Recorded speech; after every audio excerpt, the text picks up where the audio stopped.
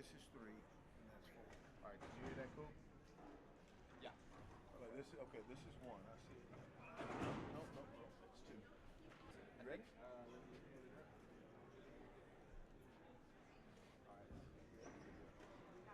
Hold on just a second. There you go. Once again, folks, we'd like to take this opportunity to thank you for being with us today at the 2026 version of the Texas Winter Pole Vault Showcase. Thank you again and welcome to Waco. Folks, would you pause for just a moment for our national anthem? Men, would you please remove your caps and everybody pause for just a moment. Thank you. Hey, no runway announcements on the first one. No runway.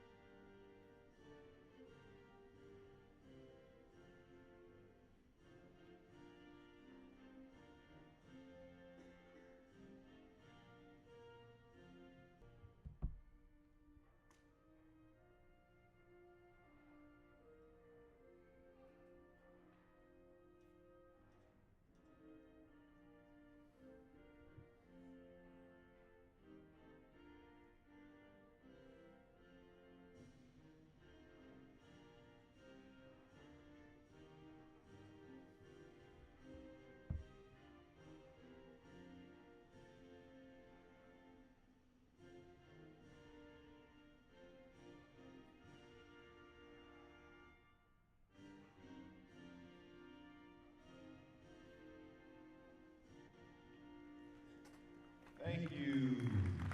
And once again, folks, while I have your attention, I just wanted to take a moment to thank those who made this possible. Once again, we'd like to thank Jeff Bray and Tom Hill. If you don't mind, let's give them a hand. Jeff Bray and Tom Hill. Thank you guys and your families for all you've done. And while you're clapping, how about our volunteers? Folks, can we hear for our volunteers today? What a great group of people. They really mean a lot to us in the track and field world. Thank you very much. Thank you all. Today we will have a 9:30 start, so the official meet time is 9:23. 9:23. We are 7 minutes away, folks. 7 minutes away from the start of the Texas Winter Pole Vault Showcase. We are so excited and glad that Jeff Bray and Tom Hill brought this awesome event to our community and gives our kids a chance to compete and participate and to get better. I don't know how it gets any better than that. Thank you, Jeff Bray. Thank you, Tom Hill. And thank you to all the volunteers.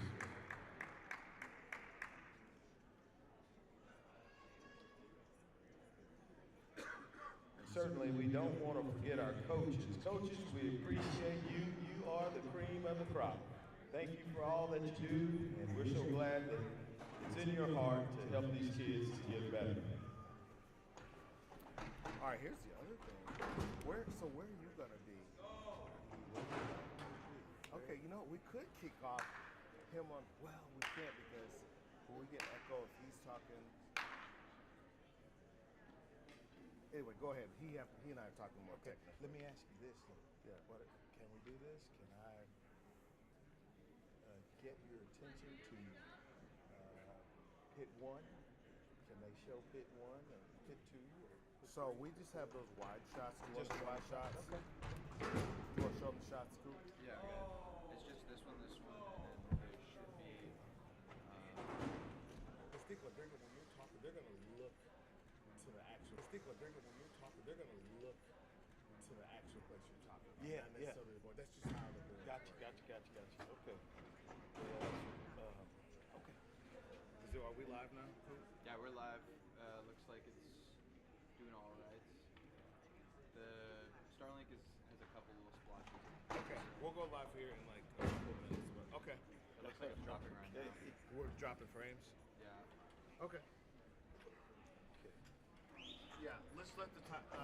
You can actually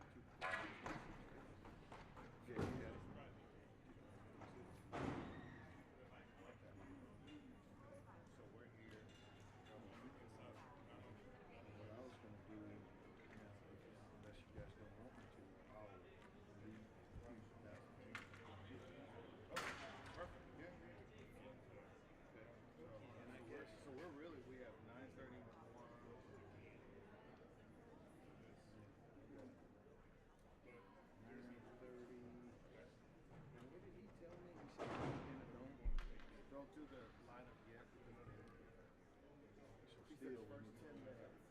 Yeah, I don't think we need to do it leading up. Yeah, until, yes, I think so. You'll be able to see it. Okay. These are they look long. Yeah, like they came yesterday. Attached. Group B. And then Group B. That's on number one. Yep, and then I'm just going to girls. Okay, perfect. Where's second? We're on. I'm wondering what is reconnected.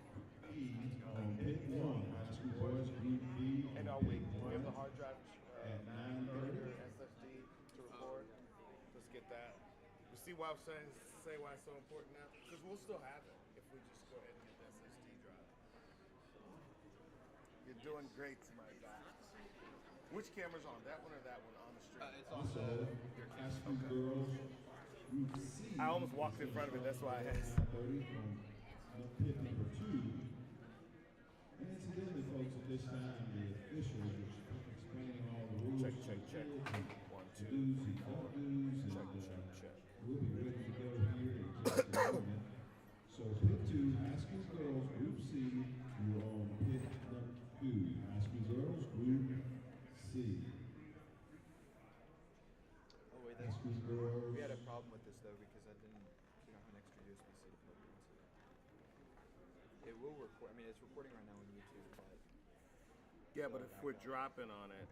And on pit number Okay, 1, so I didn't know that. So tell me again. we don't have another on runway USB-C number slot. 1 at 9:30. So Dang we it. have 2 going and at 9:30. Let me see how much storage space he has on here because maybe we should be able to record it straight to the computer. Okay. Dang it.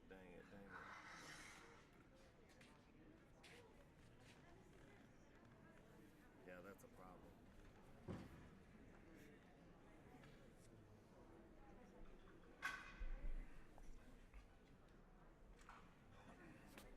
Oh, he has like a terabyte for him. Perfect. Okay, here we Let's go. do it if we can. Intermediate girls also on pit number 4 at 9:30. Intermediate girls, pit number 4 at 9:30. High school girls, Group C, It looks like he has an artifact. number 2. Pit number 2, high school girls, Group C, pit number 2. High school girls, Group B, on pit number Like pixels 3. remain on screen, you know, whenever something's moving. Ooh, it just cut off too. Can I see it? One Okay, second. you don't have to put it as long as I can see it over here. Finally, on pit number What do you 1 think's causing at that? 9:30. Probably high these school video girls, receivers. Group I know B. this video transmitter and receiver is worse. That's why I wanted to use the one that's farther away, but we need the other one for the double link thing because that's the one that has 2 receivers. So that transmitter and receiver. We Is had it some dropped right issues. now? On runway 3 at 9:30. High school girls, Group C, on runway 2 at 9:30.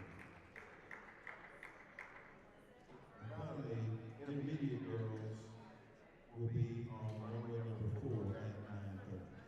So I'm fine with it starting. If you want to, I don't know how to do this. If you want to, I'll still do it.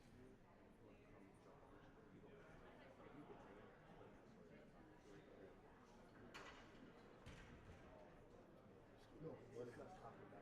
Oh, okay. So it's the same thing you're doing. So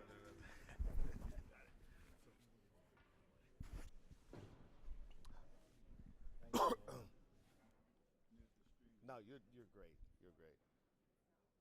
All right, so the first group.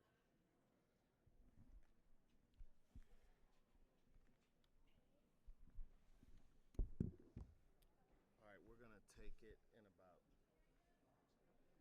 30 seconds. About 30 seconds. You ready?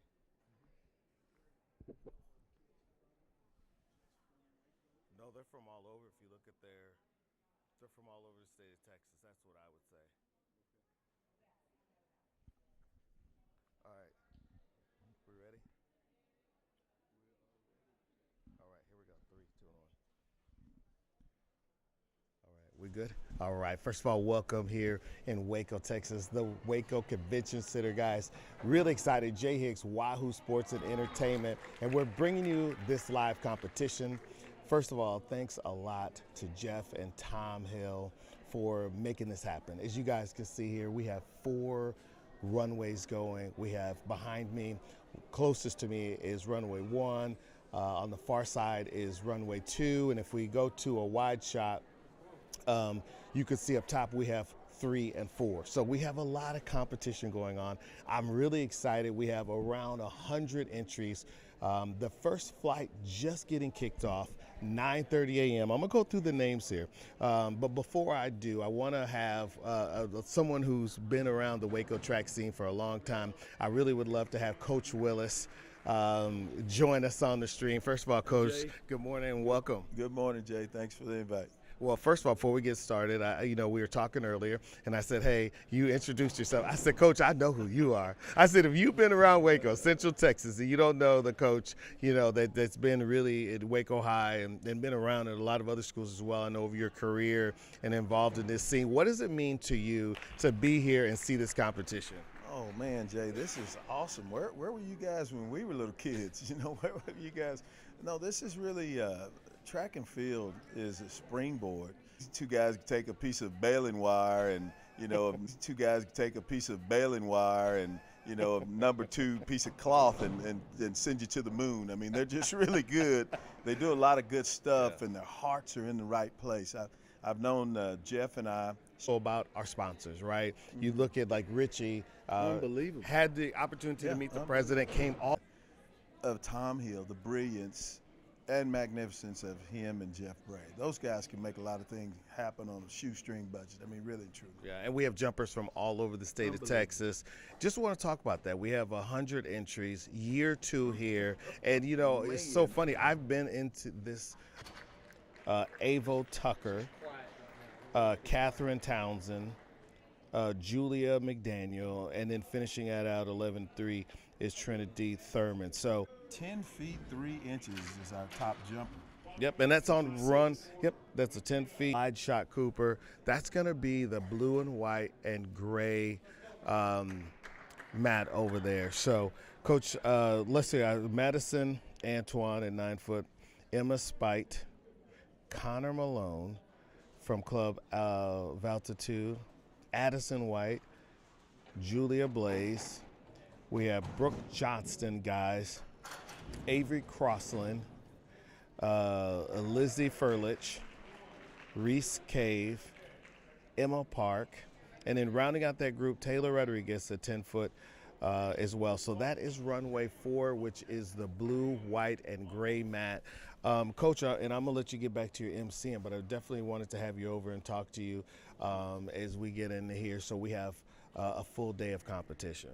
Jay, it looks like big fun here in the city of Waco, and we are so happy and proud that Jeff Bray and Tom Hill, they've got it, man. They've made it happen, and so we're just proud to be here and happy to be able to support these kids and cheer them along. All right, so guys, that kicks us off. We're gonna go to a wide shot here, let you guys look at a little bit of a competition. We're going to get Coach Willis back because he's really good at this. He's been around this sport a long time. And then we're going to come back. We're going to have a special guest in Mr. Bray here. We're going to, from 0G group. So, all right, guys. Cooper, if you want to take us to a wide shot, and we'll be back shortly. Thanks a lot, Jay. All right, Appreciate thanks, it. Coach. See you soon. Yes, sir. All right, if you want to go wide. That's cool. How you doing? Carl. Jay. Nice to meet you. From track bar? Yeah. Okay. Cool. Nice to meet you. So is this what you kind of do? You do like the PA reporting kind of thing? Well, so I help coach. I'm coach up from Wahoo Sports Asset, and then I do the live streaming. So Cooper and I, but this year, I think they had a one shot last year. We have 1, 2, 3 cameras. So yes, I do live streaming, content creation. That's cool. So tell me, tell me where. I think they gave us button-up shirt. I think they gave us button-up shirt.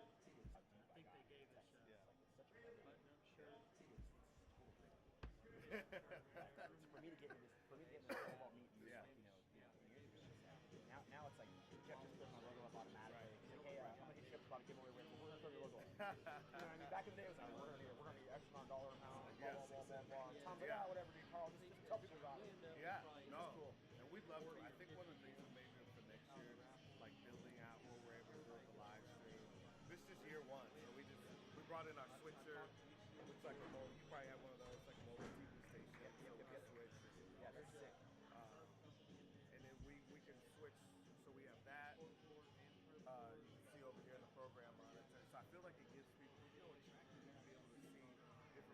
exactly. Yeah. You guys need to team up with Miles. Oh, those guys. But hold up, weren't they bought by Flow Track? Yeah, Will. Yeah. I know Will, the Ryan. track guy. Ryan Will's the- Florini and all those Yeah, guys. Ryan, all those I was guys. telling him about Flow Track. So I met Ryan, or met, what's his name, Mark. Ryan and Mark. Mark Florini. Florini. So I met Mark at the 2012 Olympic trials. I was working for NBC Universal Sports. That was when the white band was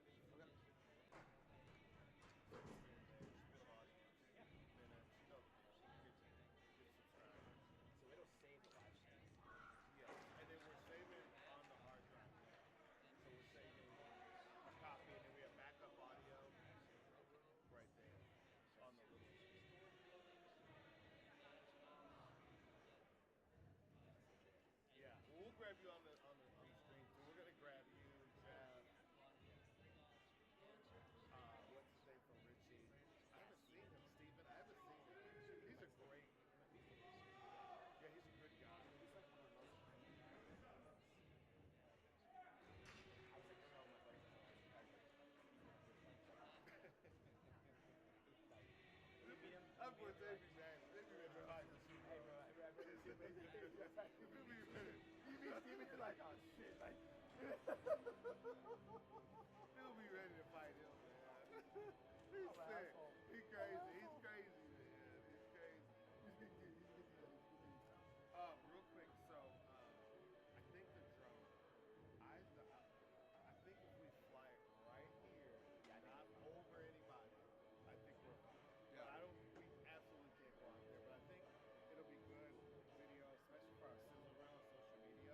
If you want to, after we do this hit, if you want to fire it up. Yeah, what I'll probably do is if we want to fly the drone, if you could watch over this, Yep. I'll stand like right underneath it too Yep. while I fly it, so that if it does fall, And I think the other thing too is going back behind 3 and 4 and going east to west. You know what I mean? Yeah, Like there's nobody over there at so all. back to behind those Okay, nests and yeah. going this way. And we could probably eventually. We don't have to do this all over. That would be so amazing. Yeah, I would love to, especially if there's at any point less people in here. Get like if I can get someone to agree to it, like letting me follow them and stuff, like not on top of them, but like behind them and stuff. Yeah. That and like right at bar height too, I think would work. Yeah, yeah, yeah, heck yeah. How far are we out over here? All right, I'll be back, guys. I'm gonna check the food. Yeah.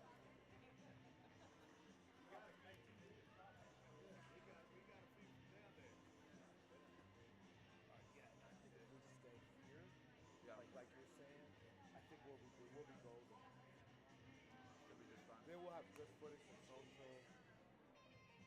Here's the thing: we're doing this year as an add-on, but moving forward, just how much work is going into it, this needs to be an add-on package. This is too much to just do it to people, because otherwise we're minimizing the product. You know what I mean? Yeah. I know what you mean. It's hard to give away. It's hard to charge people what you give away for free. It's just a marketing rule. That's why people do. Oh, you should give stuff away. You get customers, but you devalue your product, and you're teaching people to not pay for your product. Right.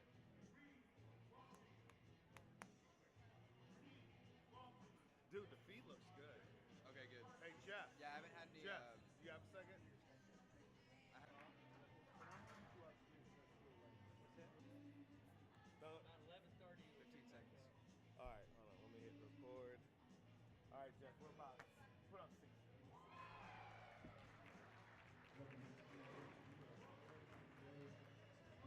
All right, so then we're gonna go. So when I'm talking, we can always switch to that one, right? Or no? So we can do this one and this one. Why do they keep turning them down? What? I feel like they keep turning them down. I don't know. I don't know if he's not holding it close to his face, but it sounds a little quiet. I can go do it. You got it? Which one is it? Is it that bottom one? So I think it's main. It might be. You should also see if you can turn up the mics on that box.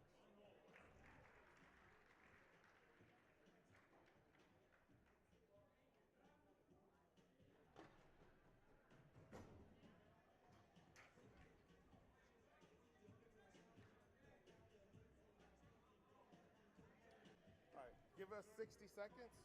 Do you want just? All right, give us 60 seconds. Do you want just so he can sit down?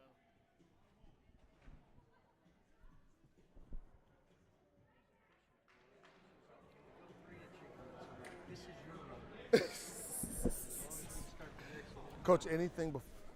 Don't. Our mic is on. You're in front of the camera. Step this away, Coach.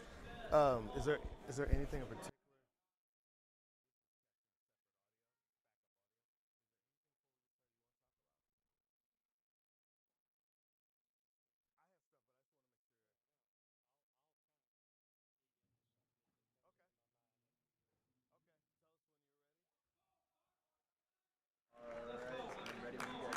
All right, here we go. We're going the gray one. All right, guys. First of all, welcome back to the stream. I have the man, the myth, the legend, the gentleman, Brian Bray. First of all, welcome to the stream. Welcome to your stream. How does it feel to have year 2 in the Waco Convention Center? It's pretty awesome. You know, having been a 28-year UIL coach and 14 years with the Pole Vault Club and seeing some of the great events that are out there that in the past, Jack Chapman and the Bell County Expo and, you know, Greg West, Port Aransas Beach Vault, the Dolphin Street Vault, you know, having been a lifetime pole vaulter, my goal has always been to create an event like this and make it the best it can be for the kids, by the kids. CPRs happen, bring elite athletes in, and so I get to have them at my meets for clinics and stuff. I mean, it's amazing. But Brandon's always been very special to me, and so it was a coming home to get him to come back and do stuff for Zero G. Yeah, and I appreciate it. And then Coop, if you want to put us on the wide shot while we're talking, so we're a voiceover. No, that's great. And talk about the flights. Obviously, we started out here at 9:30. We have Coach Willis, right? Another fixture on the Central Texas Waco scene.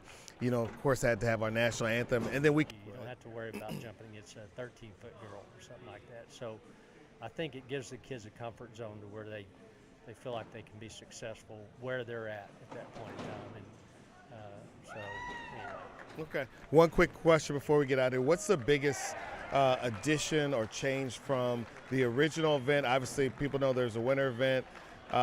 You have the river event as well. Now this is the third one, second year of this edition. What's been the biggest change this year? Well, this next meet, the River Vault will be there. But, you know, for them, it's hard to get them here in January because a lot of them are not even in the States right now. But you know, it's possible today we could have Tim Bright and Billy Olson walk in because they're in town. So you have to come as well. We love you're on the stream. Come down. But, you know, my future goal, like with the Expo, you know, they had the flying circus from Illinois, and they had a group from Oregon that was coming. I've got friends that have clubs in Florida and Georgia and Alabama. You know, I want this to become a national event and not a state event, and that happens by how we're putting things on. You know, making it first class, and that's what we're going to try to do. You used your mind to make this happen. Well, this being my second round, 5 or 6 of them in one trip on a trailer. They're easy to carry around. 5 or 6 of them in one trip on a trailer.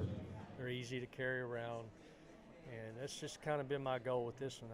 I'm you know, about 35, 40 years into the pole vault and track and field, and that's Not your first rodeo. Older is wiser because you realize how hard you have to work to do this. And I've even gotten to the point I'm looking for a shipping container that I can load on a load-off truck, and all this meat equipment, you never see it. It stays in the load-off, and somebody drops it off at the site for us. So, but that's part of, I think, if you're going to do a big event like this, is figuring out how not to make it hard for everybody. But yeah, I'm proud of the runways. That's pretty much my design, and there's not any other ones out there like it right now as far as being able to transport them and set them up. So. Yeah, and I've been in this sport a long time. I've never seen it. I was amazed. And then when I saw you guys unloading them, because, you know, we've seen these events come together, I mean, my mind was blown. I have to tell you that. It's pretty cool. If you had never seen us with that, it's very interesting driving down the road because the trailer's pretty tall, and you don't know, people driving by have no clue what we have on the trailer. But you know, literally, you roll in here and get the forklift out, and 2 minutes later, all the runways are on the ground. And heck, before I could turn around, the guys had already started setting a runway up. I mean, they had 6 sections. It takes about 30 minutes to set a runway up. Typically, it takes hours to do that. So yeah, I mean, that's part of what I'm trying to do, is just figure out how we can maybe do more than 2 meets and be able to just easily go set everything up in a nice venue and host a meet and be able to get it all out when it's over. So, but most importantly to me is, you know, I started vaulting in 6th grade. That would have been in 1981, and now, you know, retired and just back to what I've always done. I get to coach vaulters now, and I get to help promote the sport. And I think that's, for us coaches, that's really what it's all about. Leave something behind and know that you've replaced yourself with somebody else just as good. So. Yeah. Well, you're definitely leaving your mark in the sport, and I can tell you're training all the young men that work for you, and that's pretty cool. All right, guys, real quick, we're going to keep coaching. But, Coach, will you come back? And, hey, if you guys are watching, smash that like button, hit subscribe so the algorithm knows that you guys like Wahoo, and most importantly, you like the product that you guys have put on. So, Coach, will you come back and visit with us a little bit? Yes, sir. Thank you so much. Sure will. Appreciate Thank you. y'all. All right, guys, back to the meet. We're going to put it back on the competition. Again, if you're just joining us right now, behind me, closest to me is runway 1. To the far side is runway 2, and Cooper's going to flip to the wide shot. And the red pit at the far end is pit 3. And then the other pit, which is the blue, white top, and gray, that is runway 4. So if you're looking at home, make sure you guys go to the Zero G website. It has the full run. You can find and look at all the flights starting at 9:30. I mean, that's what I'm looking at on my phone, guys, so that you guys can keep up. If you're watching your child, your friend, your coach, people that you know, just to give you, if you're joining us, first of all, shout out to you guys. Thanks for joining us. We appreciate the support. And we're starting out. We have the high school boys Group B going on runway 1. A really good group. Again, as Coach was saying, we really have them grouped as all vaulting and jumping events and keeping the athletes and pull this off. You guys look around us, you see all the athletes, you see Richie with bringing the mats, Gil, you know, we have Gil, you know, we have so many people that help make this happen. Wahoo, Sports and Entertainment, Tom, and, you know, we're just really fortunate to be here at the Waco Convention Center having a world-class competition. All right, guys, keep checking us out. Hit subscribe, hit like, and we'll catch you. All right, back to the competition. All right, how was that? Great. Did we do good? Yeah, it looked amazing. I mean, I was thinking, so like, I hope you're doing this. Here's what you can do. You can set a timer, because if you're like me, I don't know, I'm not someone who knows it's been 3 minutes. So like use this a lot as a voiceover, and then maybe every 2 to 3 minutes, like go back to us, and then go back to the, and then go back like for a minute, and then go back to the jumping. Okay. So we're like in football, you don't really see them much. right. That's how we should be. Okay. Enough so that people, because remember, some people, they're gonna, people are gonna be jumping at different points. So then if you're watching, it's like, what are these guys talking about? Right. Just enough for that. So this thing really isn't about us. It's about. Yeah, it had while you guys were talking, it had like a long period of like it wouldn't connect and stuff. Okay. But it's all recorded, so at least we'll have the backup on it. We do what we can. Yeah. Oh, the man, the myth, the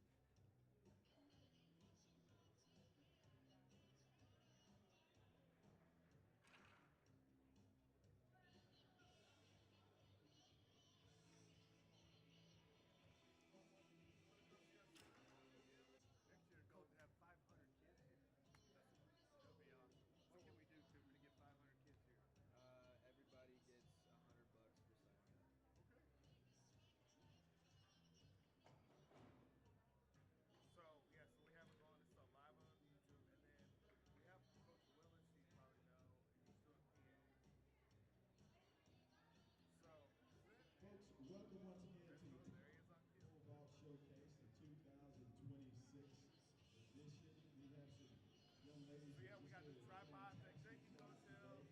Spending that money. Spending that money. I'm good at that. But, so this costs, so this is the best tripod you can get at Best Buy, right? This is $75. That is $12. Look at this.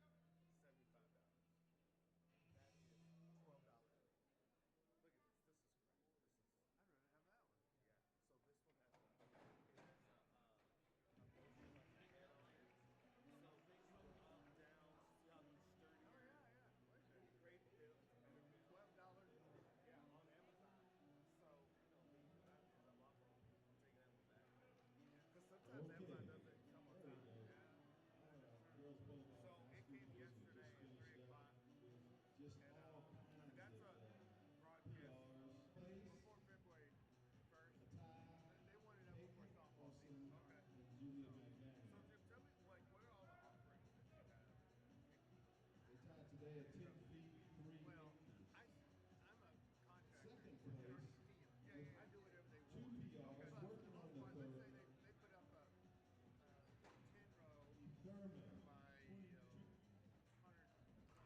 And your 2026 Or let's say Texas soccer, Winter because Football soccer is a great Showcase yeah. champion, So when the guys finish putting that up, Ava then Tucker. Let's hear it for these young ladies. the walkthrough of the whole stadium, and it'll say, okay, well, on row 12, you're missing 3 ribs to hold this thing down, and that board is kind of floppy, and this seat's missing a hold down clip, and he'll go to the whole stadium and compile a large list of the things that he, like a punch list, yeah, punch list of things that need to be addressed. Since it's a sturdy still, Jordan calls me and says, hey, can you go to Georgetown? The soccer field's finished, they got a punch list, 4 pages. Go down there and fix all the problems. So I go down there and I fix the problem. I take a picture of it before and after, and document it all, and I send it to him. And he forwards it to the contractor, checks it all off, and we're good. It might take me 5 hours, it might take me 2 days. Carson Fox. And he pays me for that. That's all. To the announcement stand. Because he wants the points. Haley His daughter Briggs. plays with that Carson. how long have you been doing this? Almost 10 years, I guess. And so, I put Like putting the stand. we call it, they That call it appeared to be exactly what but both it of you is a guys did. It vinyl just seemed match really loop cool and kept it all colored or together printed and in whatever the and made it happen. whatever But the let me school ask you wants. this. You guys are pretty neat athletes. So bits and pieces. I hang the wrap up there, and then I get a good tight. Future. And there were 10 panels here. Easy because they're all exactly the same size, except and I had to make sure that I don't know how it's Fox perfect. and Mackenzie Wise. No, that's Please all right. report to the stand. I do between 3 and 5 sturdy wraps a year. Because salesmen and sturdy steel don't push it as hard as the guys would like. And it's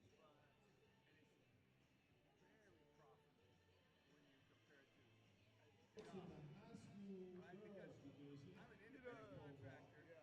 I pay We have my own everything. third place award today goes to Mackenzie Wise with a jump Because I of don't have 9 employees, feet 9 nobody's ever inches. filed on it. Mackenzie Wise, 9 And feet so I pay 9 the inches. lowest. Right. Second place position was Carson. She's 9 That's foot smart. 9. When the doctor I'm releases sorry, him, I'll 10 take him feet, back. 3 inches. That won't be probably And then, until April, May, or June. 2026 Texas Winter Pope champion today is going to be Miss Haley Briggs. Folks, let's give them a hand. He tightens Haley's in. jump today was 10 feet 3 inches. Great job, girls. Pictures. Yeah. Need to get well. And so I have a guy that was a college roommate. He went with me to San Antonio and worked on Monday, Tuesday, Wednesday. But I'll take Chase with me when I go back to hang the banners up. Okay. Chase has been working with me for 6 or 7 years. Wow. Man, you built a life for yourself, huh? Yeah. Is it chow time? What time is it? Do they feed us around here? Maybe. And then last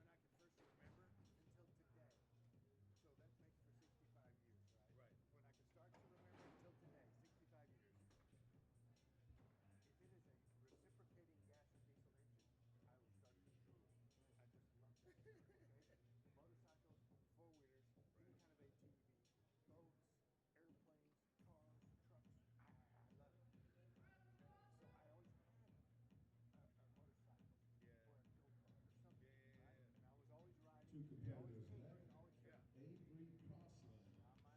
Avery Crossland. It's a video. Oh, it's the greatest thing since sliced bread. Yeah, and that's why you're chubby and pudgy. But you sit around all the time.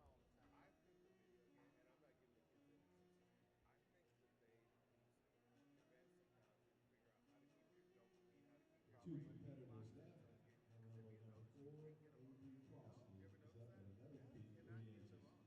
That's why it's like it's really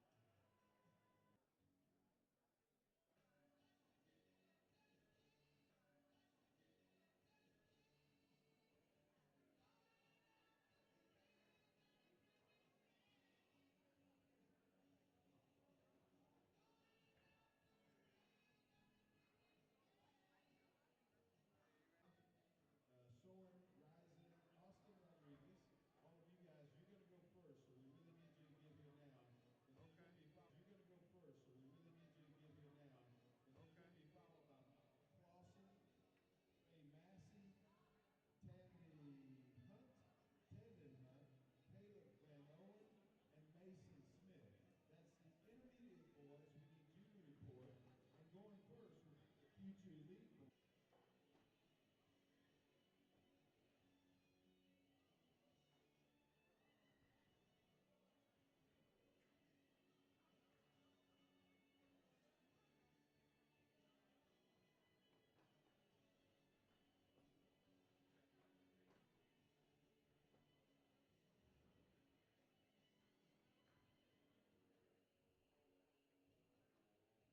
Folks, warm-ups are about to start for the next session of jumps. So if you know someone who is jumping next, let's go ahead and get them to their respective areas.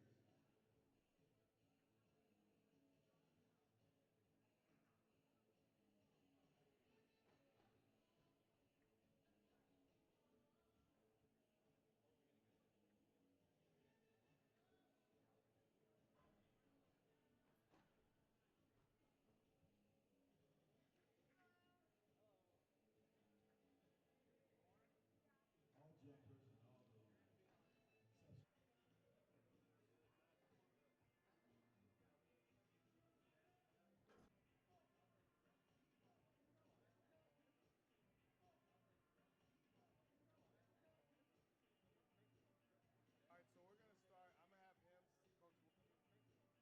All right, so we're gonna start. I'm gonna have him, Coach Willis.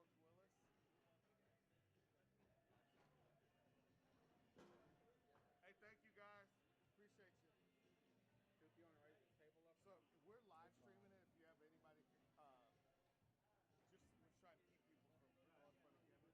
I need to get like some stands and just kind of sit there, like there and there. Yeah, it's okay if people are walking. Okay. He's coming from the. Where did I got Wayne and the band. What's In track go. We had a good time, dude. We sit together and track meet. Beat each other, you know. Yeah. You beat me, we beat y'all, whatever. He is he was something. All right. That's a good looking mix right there. I need to steal some of that. There you go. I love the like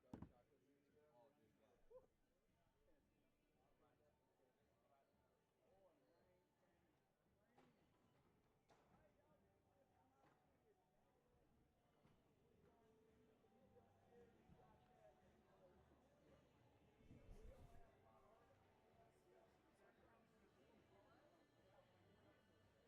Oh, dude, yeah. Hey, I don't know. I think maybe Tino's gonna get Mariah on it, but if you want to play music or anything, you can connect your phone to the Bluetooth over there. Cause I gotta get it something. I don't know if you want aux. Can you need aux? Hey, is this their website real quick? I'm trying to find the schedule. I think it's what's Jeff Gray's website again? Texas Club Vault or something? Yeah, Texas. Idea is to put this meets together in the summer, you know, the river vault and the winter vault. You know, he works so hard. You know, he does a great job with the kids. There's not a better pole vault coach that I know, and I've been around a long time. But just doing meets, he's a kids coach, and he does everything he can to put this thing together. And it's been a wonderful experience the last 2 or 3 years working on these meets and stuff. And man, I'm just glad that I can be here and help out where I can. Yeah, and I love it. Longtime Midway coach for many in the track community. You guys know this face, you know the name.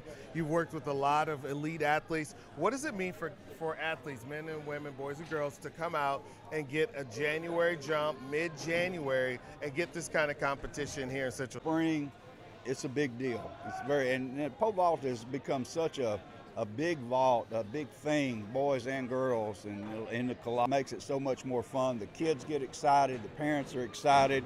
Then you bring in the really, I guess maybe the best of the best when you can get those coming in, and we have some college athletes, some the unattached pros, that kind of thing, and then the kids get to see them and see what it takes, the work ethic, the experience, and it's just like a carnival experience. It's just fun, and it's supposed to be fun. So we get great competition, great preparation for the spring, and the kids can just have a good time and see what it takes, the work, because in this pole vault, it's not something you can go out there and hit a few workouts and call yourself a vaulter.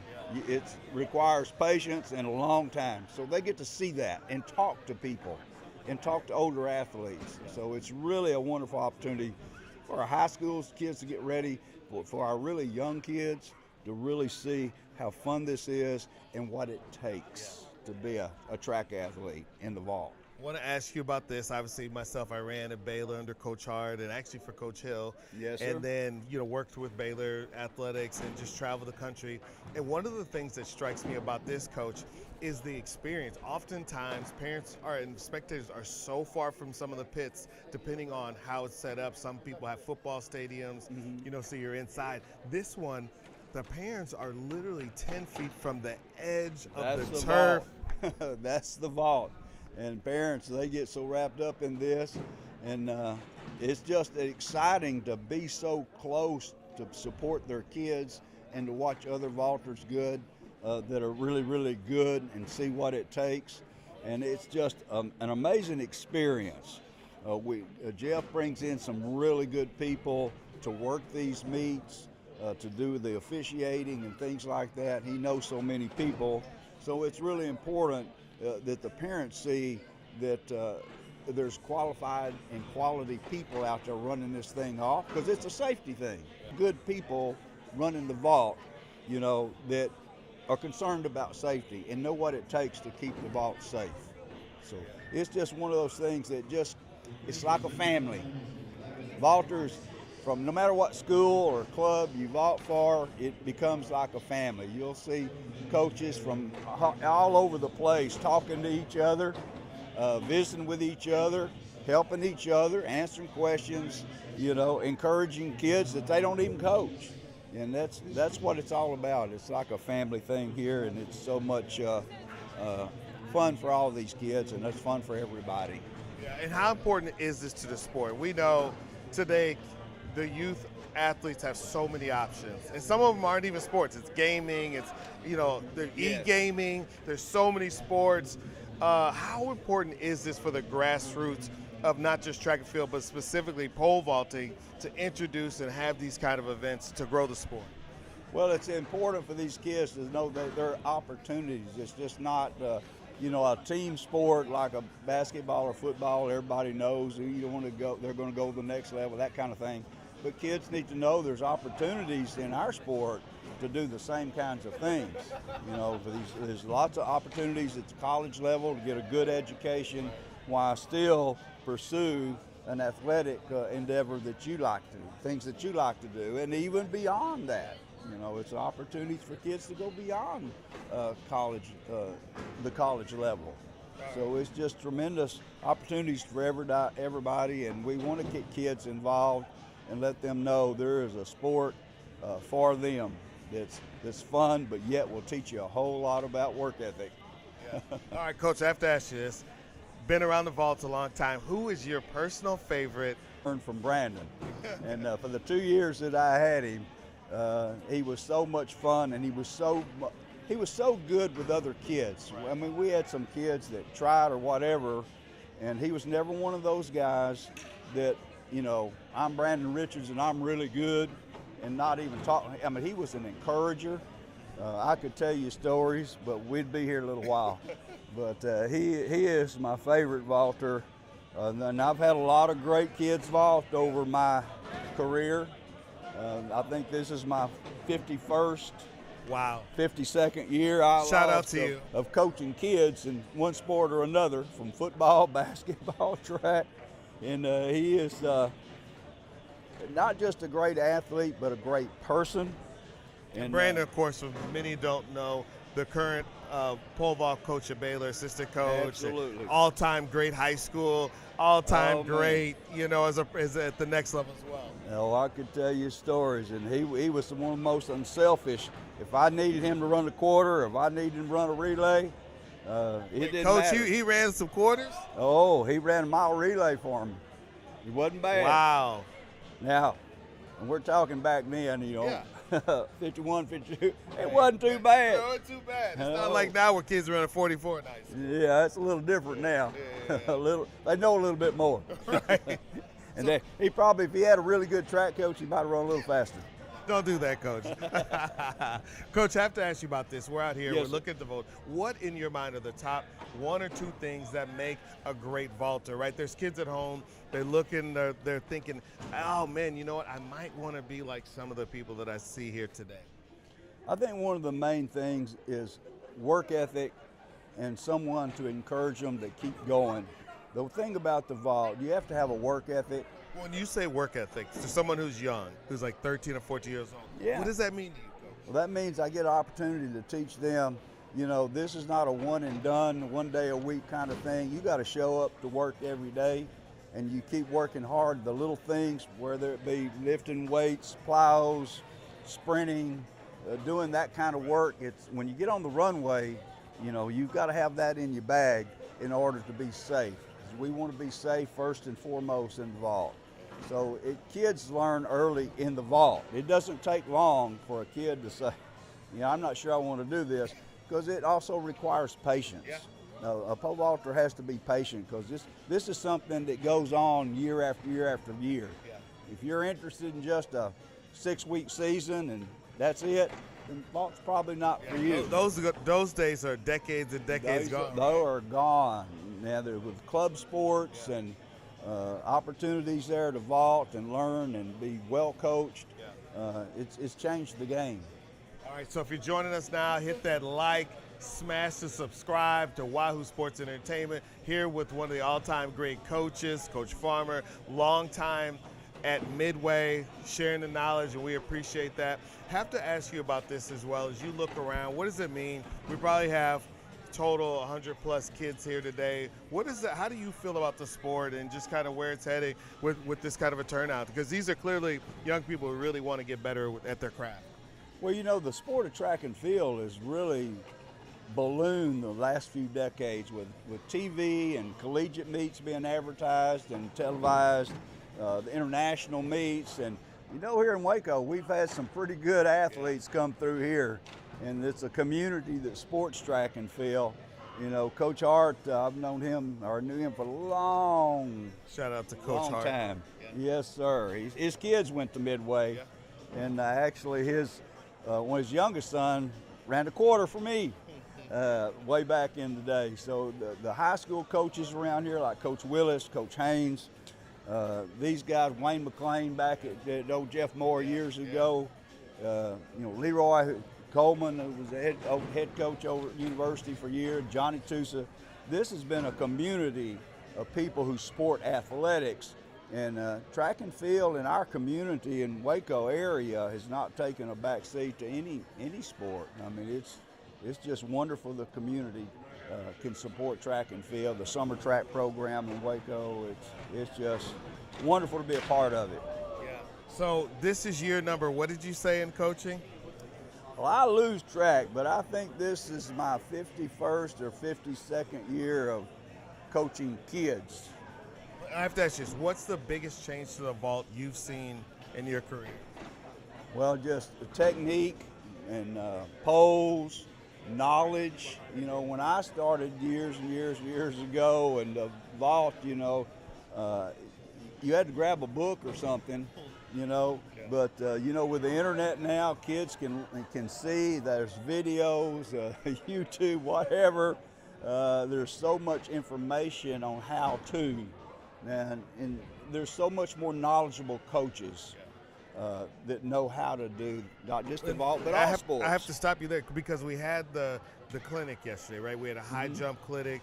We had Coach Brandon Richards. He did the pole vault clinic. And it's funny you say that. You know, I ran under Coach Hill, and I grew up in Missouri, and we didn't have a lot of times where you have world-class vaulters and coaches sitting down with high school people, or some of those kids might have been even younger than that, and getting technique. And, you know, he was going through showing practice, you know, videos and stopping and starting.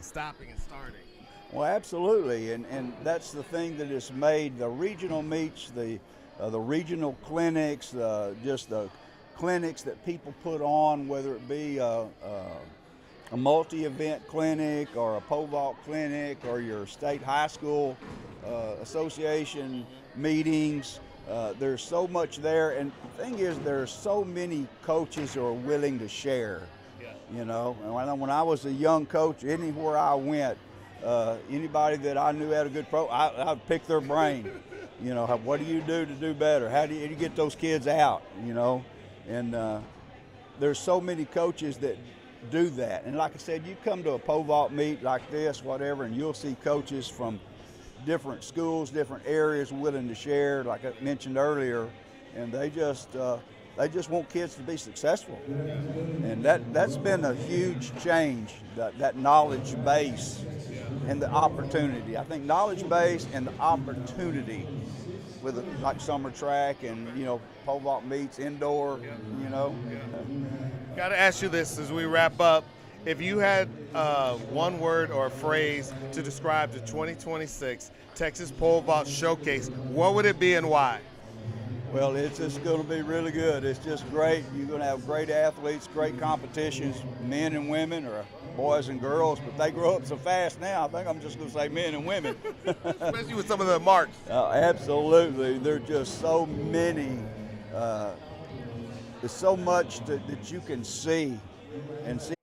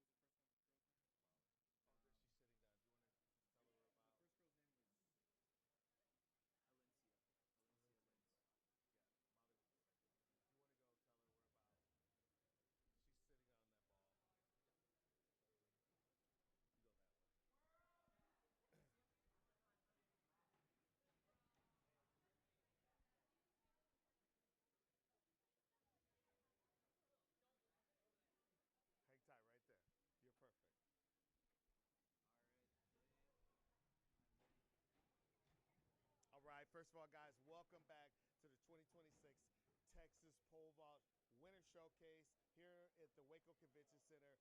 12:30, we're going again, guys. We have some great competitions going on. And you know what? We also have some special guests. I'm so excited. First of all, share with me your name. Where are you from? Alencia Lentz, and I'm from North San Antonio area, but I go to Baylor now.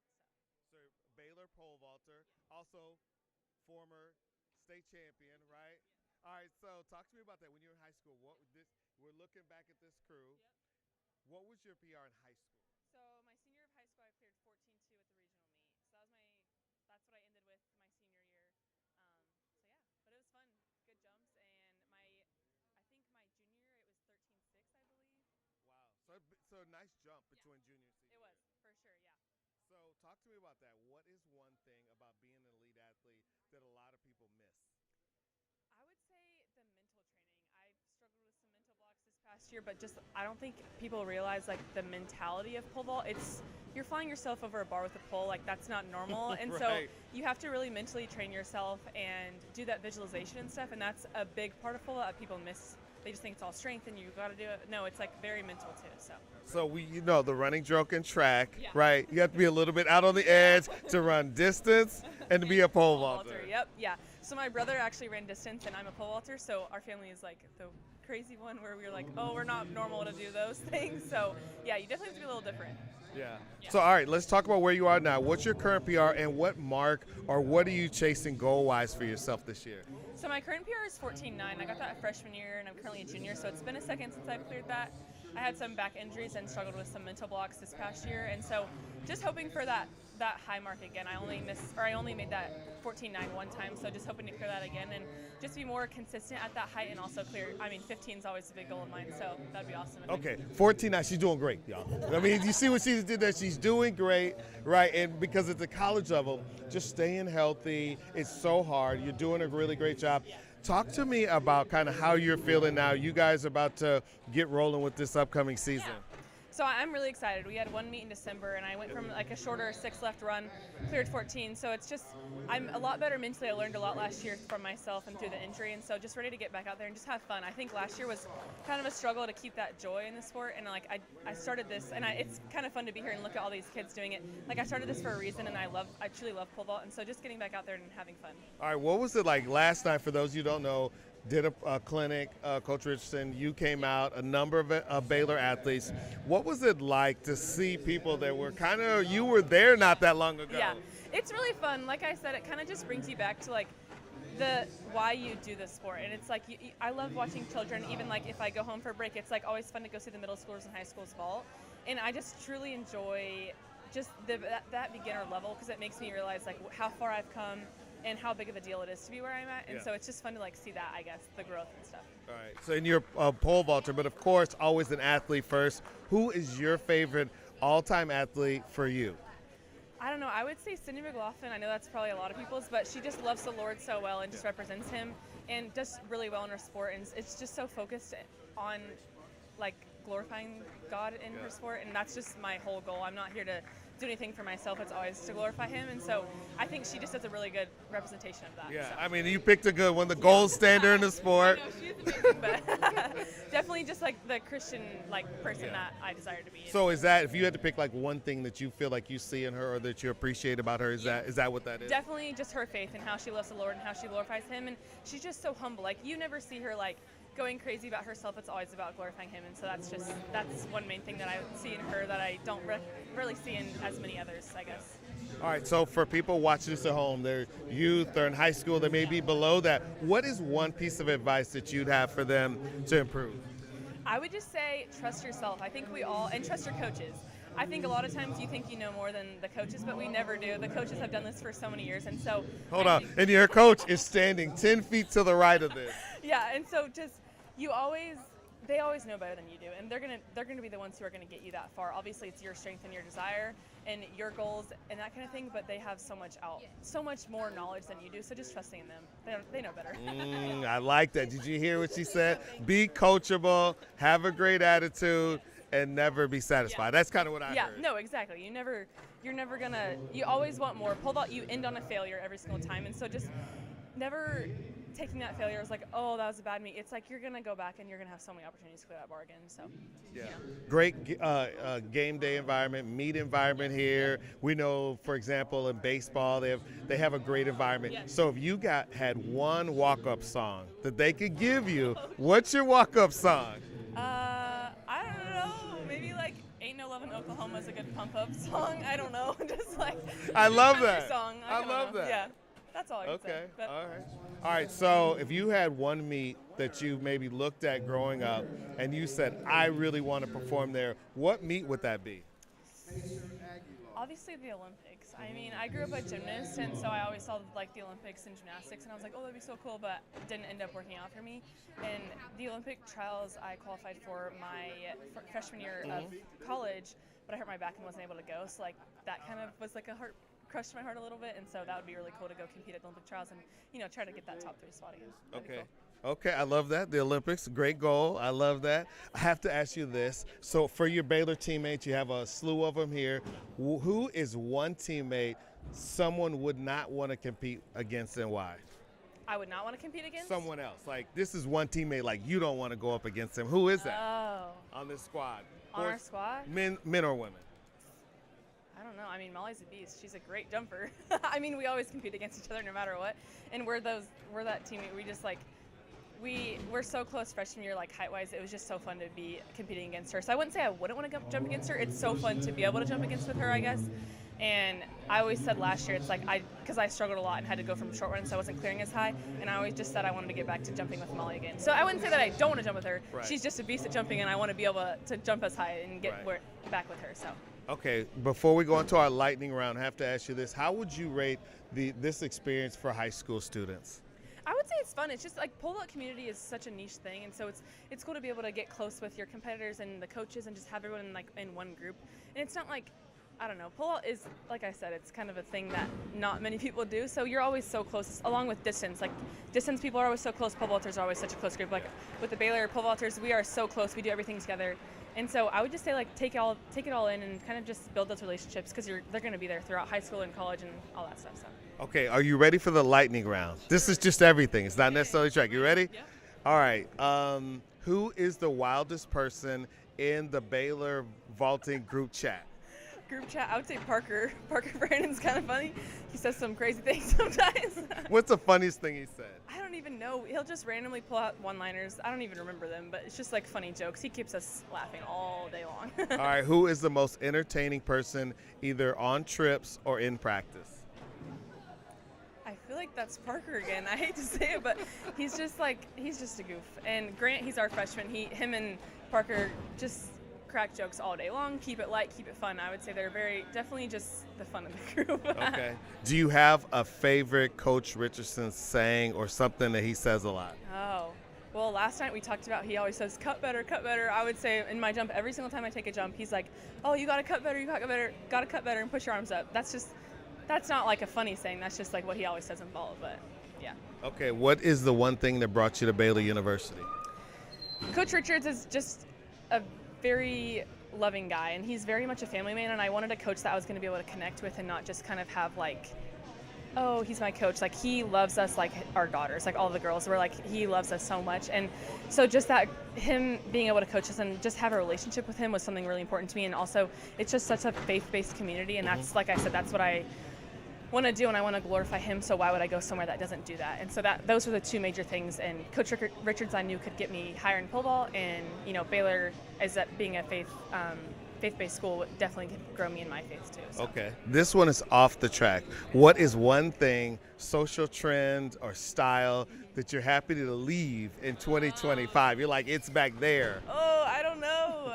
I'm not up on the trends. I would say like everything's coming back from like the old, like when I was young, like I don't know, just maybe leave behind the stuff that we don't need to see again. Like I can't even mention one thing, but just if I wore it in middle school, it probably doesn't need to be worn again, if that makes sense. That's all I can think of. So. All right. We got to end on this note. Yeah. So if you could look at the camera and you have someone who's chasing a goal, they have a dream, like you have one. If you could give them like a short motivational, like speech or talk, what would you say? I would just say to always think back to like what your goal is. So when I struggled last year with mentally and like my mental block and stuff, the one thing that I went to go see someone and he kind of told me to put all your best moments of pole vault into like one album. So whenever you're struggling, like bring back to why you do this sport. Like I don't pole vault just to go pole vault and clear bars. I pole vault to glorify God and because I love pole vault. And so just remembering why you do the sport and why you love the sport and kind of just going back to your roots of like, oh, when I was in middle school, why did I want to do this and why did I want to start? Just to have fun. And like, I love pole vault. So I should never put that much pressure on myself in a meet and never overthink everything. Like truly remember why you do it and why you're there and kind of your purpose. And my purpose is to glorify God. So that kind of just brings me back. And I never get so worked up, I guess. Like you can never not make those goals. Like you're in pole vault, even if you have a bad meet, there's multiple things you can take out of it. And so just remembering those things. This is like a poetry thing. I do the snaps, man. Thank you for coming Of course. on. Thank you so much. I appreciate it. Yeah, and good luck this season. I hope you. you hit all the marks that you want, all right? Thank you so much. I appreciate your time. All right, thank you. Thank I got to give her a dap. I got to give her a dap. Thank you so much. All right, you guys, we have more Baylor athletes coming. We have other guests coming. First of all, make sure you guys hit like, hit subscribe so the algorithm knows that you guys like this. And this meet, the 2026 Texas Pole Vault Winter Showcase is amazing, guys. You guys want to queue up the next person. It is really great. You guys can see we have vaults going on.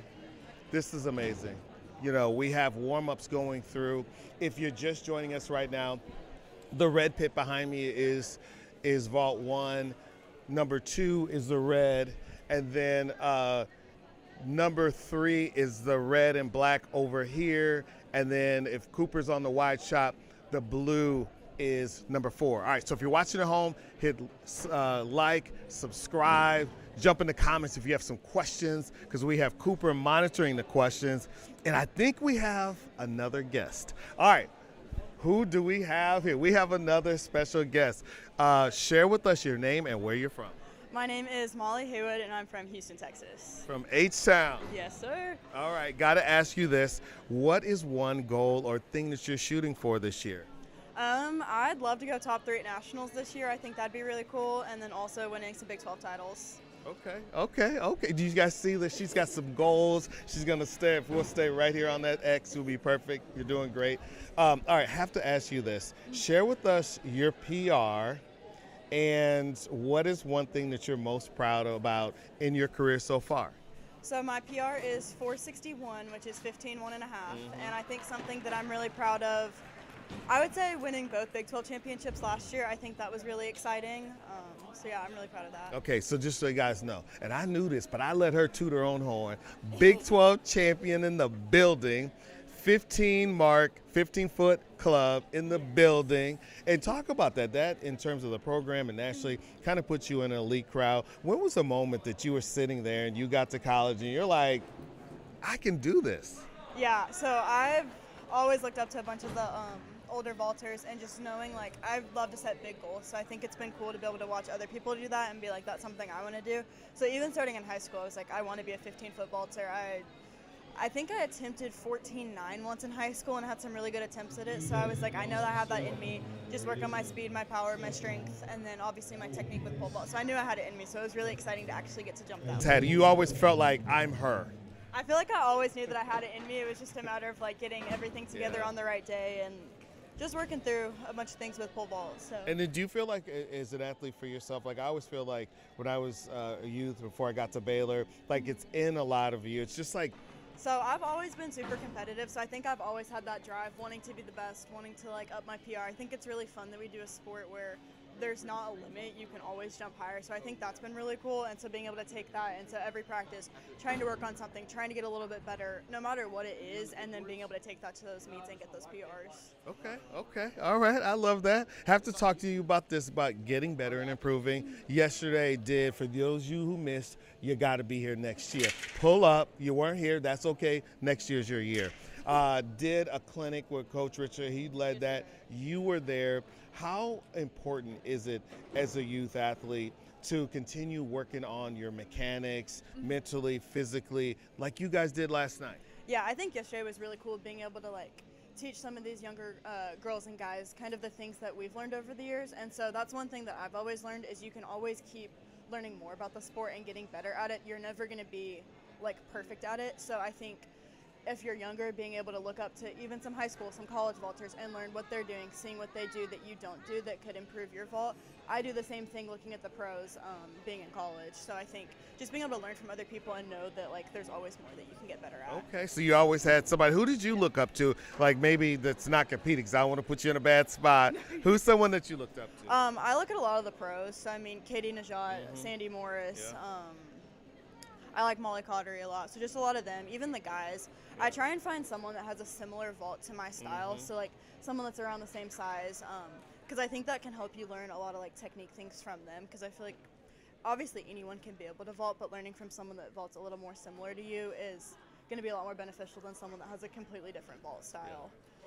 All right, so did you guys hear that's from the two-time Big 12 champion, 15-1 in the building, right? All right, so for people who are at home, youth athletes, like what is one piece of advice? If you could only give, think about you go into your bag, but you say, I only could give one piece of advice, what would it be and why? I think a big thing I've been focusing on lately is being comfortable being uncomfortable. And so kind of what that means is like to get better at vault, you're going to have to do something that's different that you've never done before. So being able to take that risk and to do something that might feel scary in the moment to get those results long term, I think is really important.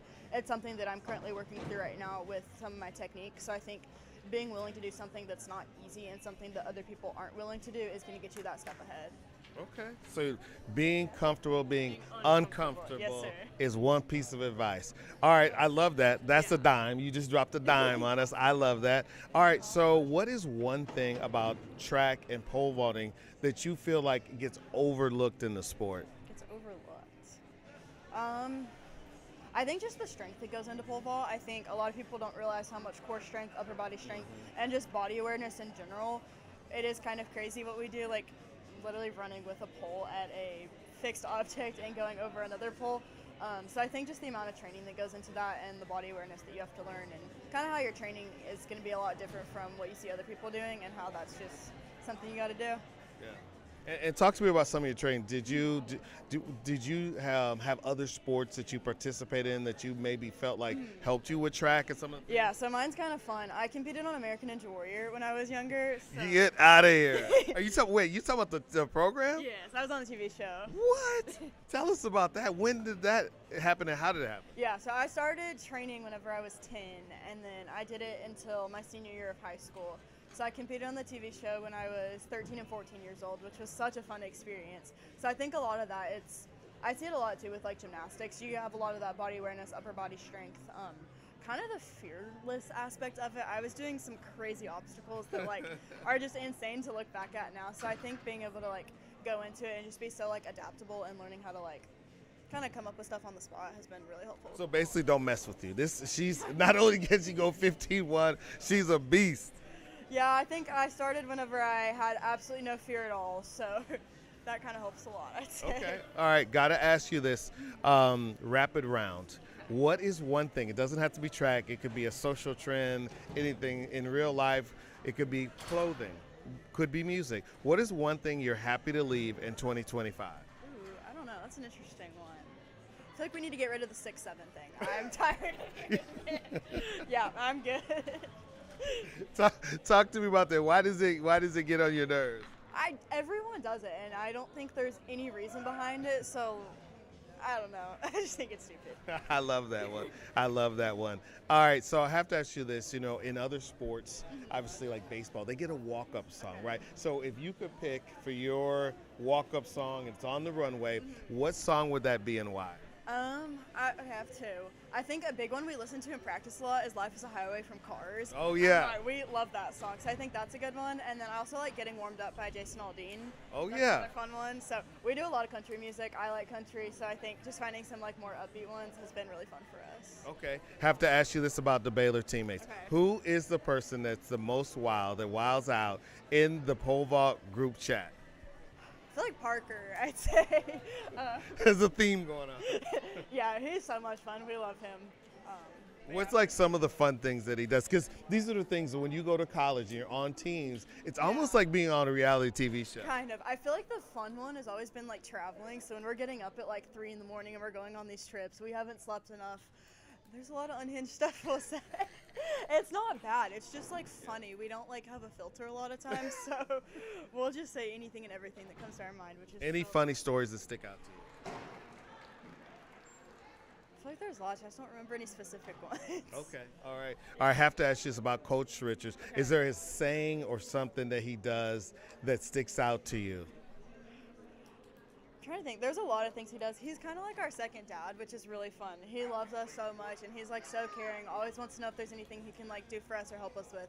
So I think that's been really cool, having someone that we can like be a good mentor and a good like role model as a coach, but also like as like a father figure in a sense of like he's gonna take care of us and he like just wants what's best for us. So I think that's really cool. Okay. Yeah. All right, so hot take, who is your favorite athlete and why of all time that you just enjoy for yourself? Time? Yeah. Who's your GOAT? Not necessarily track. I mean, just your GOAT athlete. I like Sadie McLaughlin a lot. I think she's been a big role model, seeing how she does such a good job like honoring the Lord through what she does. Being such an incredible athlete, but then also being able to like point that back to the Lord and how we're only able to do this because of the gifts that He's given us. And so I think that's been really cool. Shout out to Sadie McLaughlin, world champion, world record holder, keeps breaking her own. Yeah, I love her. So, is there anything also on the track that you identify with, or that you like from what you see from her? From her, I love her work ethic. I've read her book, so I think there's a lot of cool things you can learn from that, and just her mindset and how, yes, track is a very like physical sport, but I think there's also a lot of mental training that goes into it. So just being able to learn how to like be strong mentally and be a good competitor, I think. Okay. Really I love that. Yo, she definitely has. I follow her on social media. Some of her workouts are sick. They're insane. I do not want to do some of those. Of course, I'm looking at 2 o'clock in the morning in my bed, but you know, she's doing real work. Yeah, she does a lot of the running. I pole vault her for a reason. Yeah. I don't like the crazy running stuff, but I don't know. Have you had a chance to see any of her weight workouts that she puts online sometimes? I've seen them on Instagram. I've seen her compete a couple times in Oregon, which has been really cool. Yeah. But I'll leave that to her. I'll do my thing. No, for sure, for sure. 400 hurdles is insane. I could never run that far. All right, so I have to ask you, what is the one thing that made you become a Baylor Bear? I love the community here. I think everyone is like so sweet, so uplifting. I think we have a really good team culture, which is so fun. I love being able to go to practice every day, and it's with my best friends. I want to go hang out with them. I live with 3 other pole vaulters, so I think that's been super fun. And then just like, I don't know, I love all the people here. Okay. I love that. I love that. All right, as we look back, we see they're getting the 12:30 group is getting ready to run. All right, how would you describe this meet environment here at the 2026 Texas Pole Vault Winter Showcase? I think it's really fun. I love when there's multiple runways set up, so I think that's a great opportunity, getting to jump with a lot of other really good vaulters. So I think it's really good experience just getting to compete as much as you can so that you get more comfortable with that. Okay. All right. This is awesome. Okay. Have to ask you this. If you had to give, and step in a little closer on the stage. All right, so if you had like 30 seconds to talk to a youth athlete of any sport, and you could give them a motivational speech, and I gave you the mic and you looked in that camera, what would that speech be? I would say if you're a younger athlete and you're working towards like your goals and trying to become a college athlete, I would say do something that everyone else isn't willing to do. You're going to have to take accountability. Don't make excuses, I think is a big thing. And honestly, just work hard, have fun, and enjoy the process. It's not always going to be easy. There's going to be some hard moments, but if you're just willing to keep working and persevere through that, I think that'll go a long way. I'm gonna have to give her. We give her a big clap. First of all, I want to say thank you for coming on the stream, and I also want to say I wish that you have the most success and that all your dreams come true this year. Thank you so much. Thanks for having us. All right, y'all. I got to give her a dap. Thank you so much. Oh, and sick 'em bears for you. All right, guys. Big 12 champion, 2-time Big 12 champion, 15-1 PR in the building. You guys heard, these are some of the people that are here, just here to cheer on and create this world-class environment, because those are world-class marks, guys. First of all, thank you guys for showing up in the stream. Make sure you guys hit the like, hit the subscribe. That way, the algorithms know you like this content, and it helps us show up and in other people's feeds. So we're here at the Waco Convention Center, year 2, and just really fortunate to have a great group.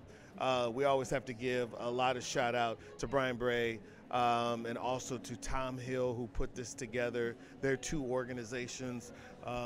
We were talking earlier with Brian, and he was telling us how they fabricated those from bleachers and then created the underneath so that they could quickly and efficiently make what you see. So, Coop, I think we're ready for the next one. Oh, okay. Wait, Yeah. Okay. And so that's really interesting. And so we have four runways here, and if you're following online, again, on this side near the board, the red is 1, the green top is 2, and the black with the red is 3, and then the gray with the white top is runway 4. We have some elites, some pros that you're going to see today. And this is what we need to do to keep growing the sport, to pour into young people.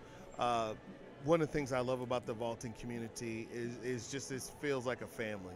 I mean, there are people here cheering each other on. We have a lot of coaches here. We have athletes from all over. So just really a good time, a good environment here in Central Texas. All right, so make sure you guys hit that like, hit the subscribe, and check us out. We have more athletes coming. Here's what I want you guys to do. I want you guys to go into the comments, and we're going to be back in a second. All right, guys, we're going to go back a little bit. You're not leaving it on us the whole time, are you? No, I'm switching in between. Okay, perfect.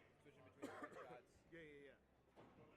Yeah, and then when they're doing more of that, you can do well more vaulting. Like we're talking vaulting, because without us talking, you're literally just watching it vault. It's the same thing. We're just the audio. Right.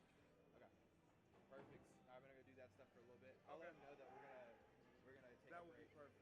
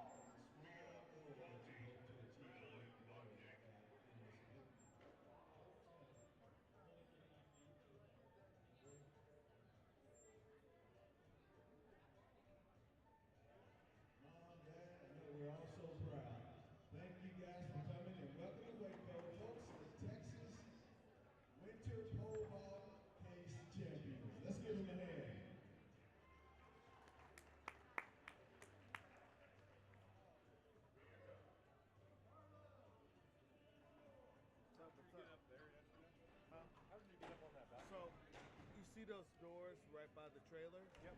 You just go there, take a left, go up the stairs, and then you just walk like 50 feet, and the door's right there. Thank you. Yeah.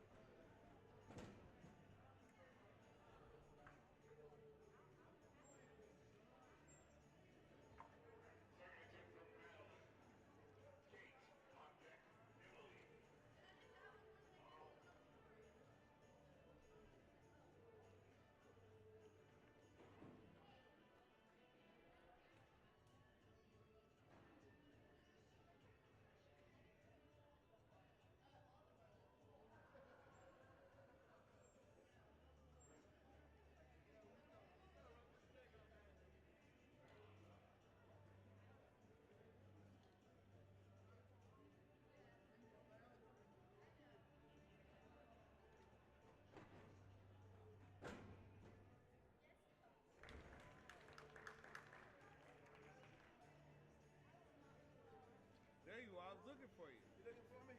Yeah. So are those kids leaving? Which one? The ones you just announced the winner? Man, they could be. I should send them to you, right? Yeah, we're not ready for them. I'm looking for a branding, but if you want to tell them, I couldn't see you. I didn't know where you were. Where are you announcing them from? I was from the banner up there. The banner, the Texas Winter. You know what you may do if they'll move? Bring them over here.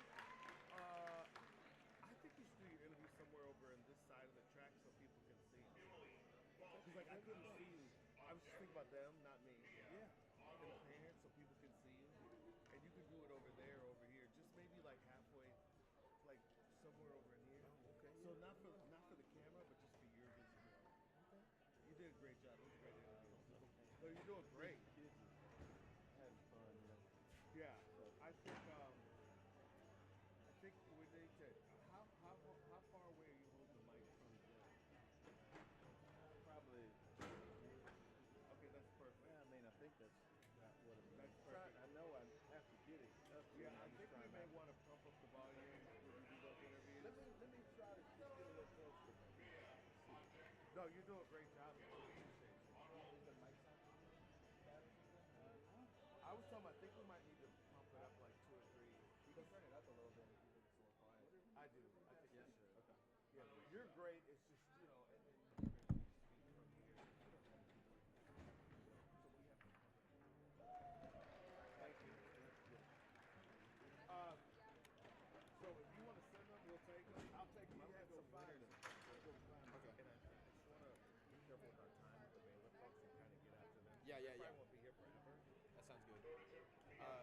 That one guy that we had next to us, I think is moving standards right now, or maybe he's not. He might be just right there. Should I go ask him if he's ready to interview? Yes. Parker And then Bennett. let's try to get through one to them. Have you eaten? Not yet, but I'm okay. I'm not super hungry right now. Okay.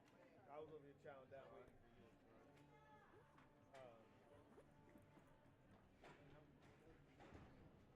Yeah.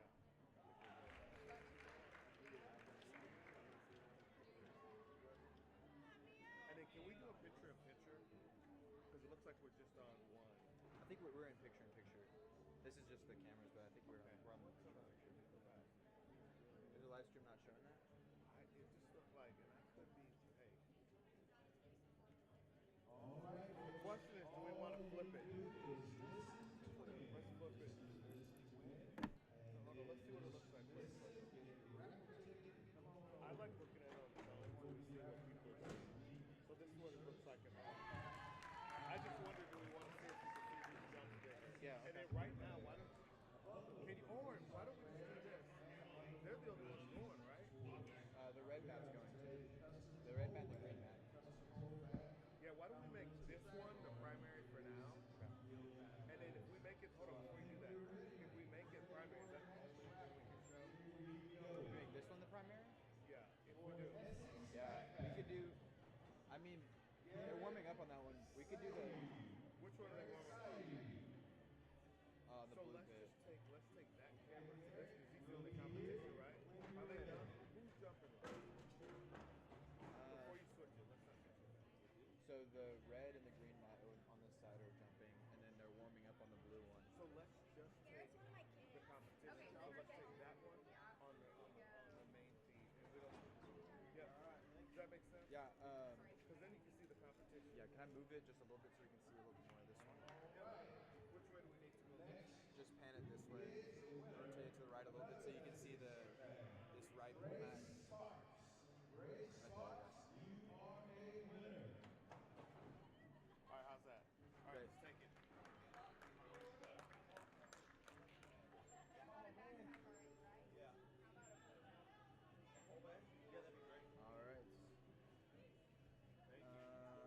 I'll go ask Parker in 5 minutes or so. You might give him a heads up now and tell him 5 minutes. No, I watched.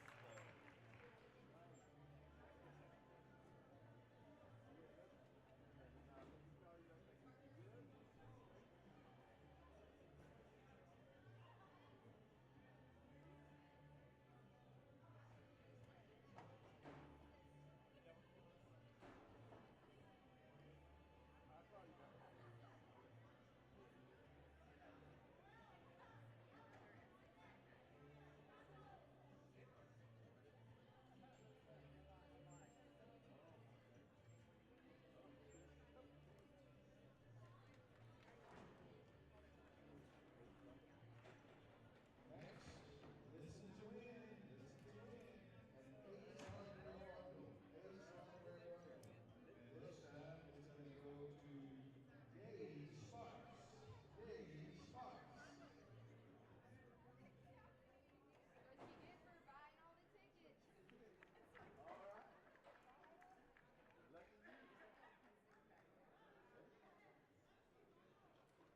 All right, this time it's going to be for an Essex backpack.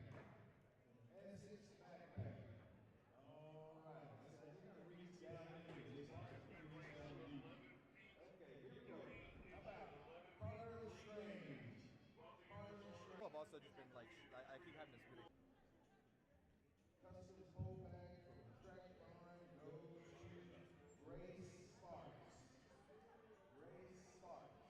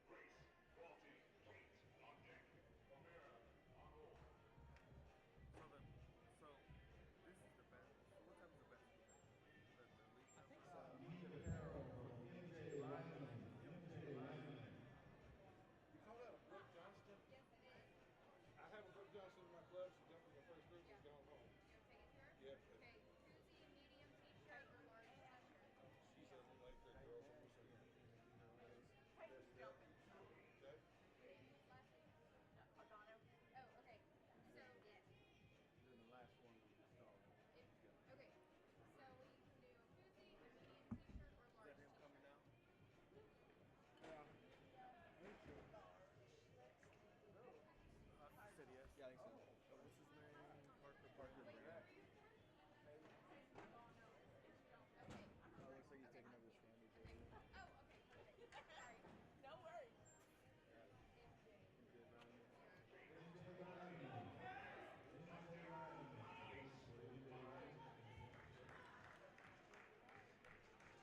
You can either get a koozie or a large t-shirt. A large t-shirt or a koozie. What's the bar at? Do we know? That's the only thing we know. Alright. Yep. Do.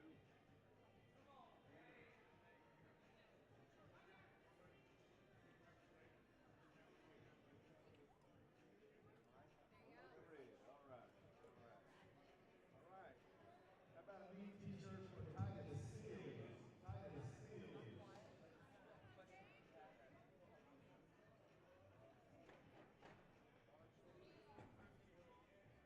Did she pick it up? If we're still waiting on this guy, you think I can go grab a bite to eat real quick? I'll be back. Hold it down. Yeah, what's your name, son? Yeah, okay, so all we have left is koozies or large t-shirts. You can have your pick. Kim Benton. Kim Benton, you won another t-shirt. Kim Benton.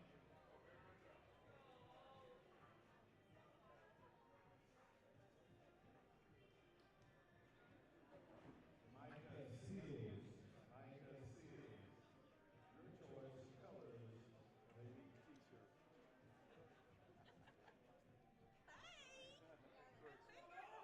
That's right. This is for Kim, right? Yes. There you go. Oh.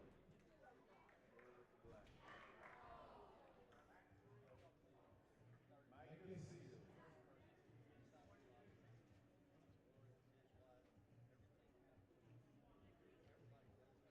Jake Rosclose, you are the winner of a neat t-shirt. Jake Rosclose. Jake Rosclose.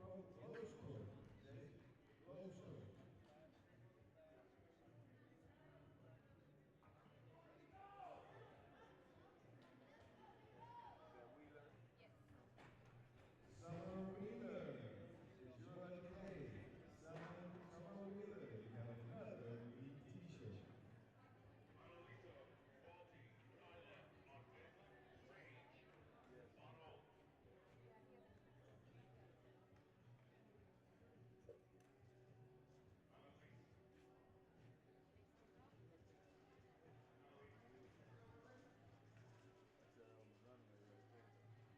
on the runway right there.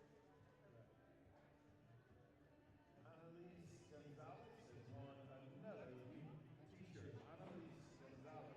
Gino. What's up, man? Chilling. See, Coop, he gets some good video. Two of your choice. I haven't seen the video, but I saw the video. You saw how fast it was going to that wall? Yeah. Just couldn't stop. I just knew he was going to run into it at least twice. All the shirts are larges, or you can get a koozie.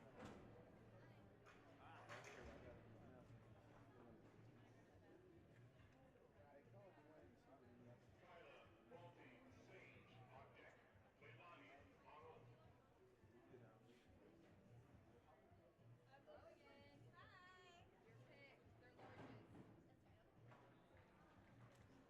I was sent for Jake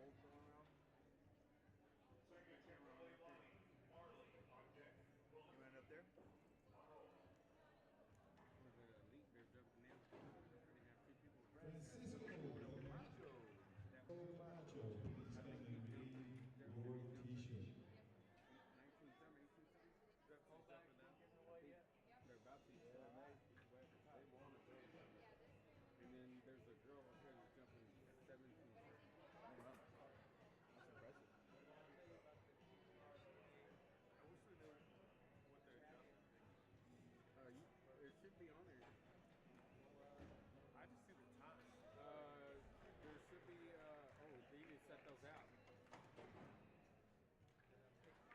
Yeah, we got the lasers and everything out there. No, they're not even up. Yeah.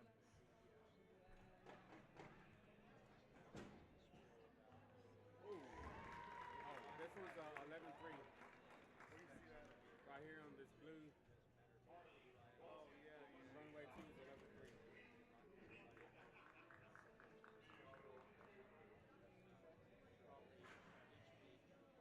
I don't know what the boys is. Stand over here for a second because you didn't come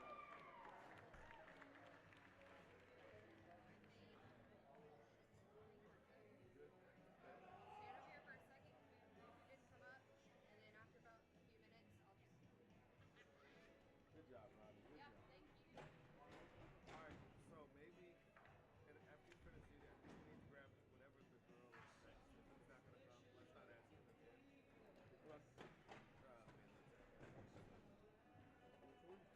Just whoever's next. I don't know.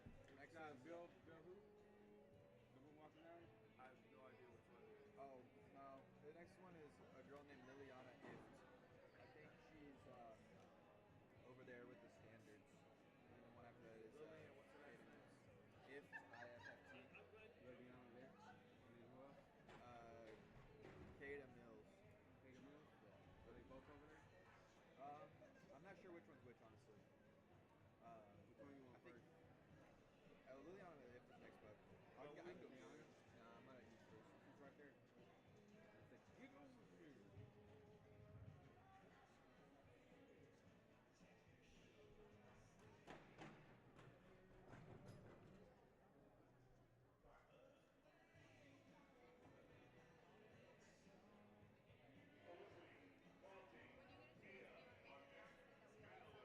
Who was the guy y'all was trying to get interview? Chad Andrews is the proud winner of the 1-year free Texas Track and Field Association membership. We'd like to thank Chad Andrews for his participation and his group's participation in track and field and all the group of kids in the area. So thank you to Chad Andrews and to all you guys who be parents and coaches that make a difference with these kids.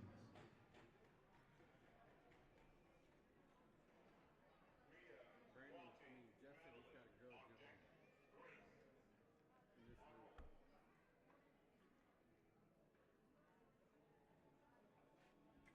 We got to go that way. Who's this? Where? Look. Oh. We ate them already. Dude, you guys killed a lot of pizza. I had about 2 slices. Alright, what? 50 slices? What? Of a pizza? I only ate 2. I ate 2.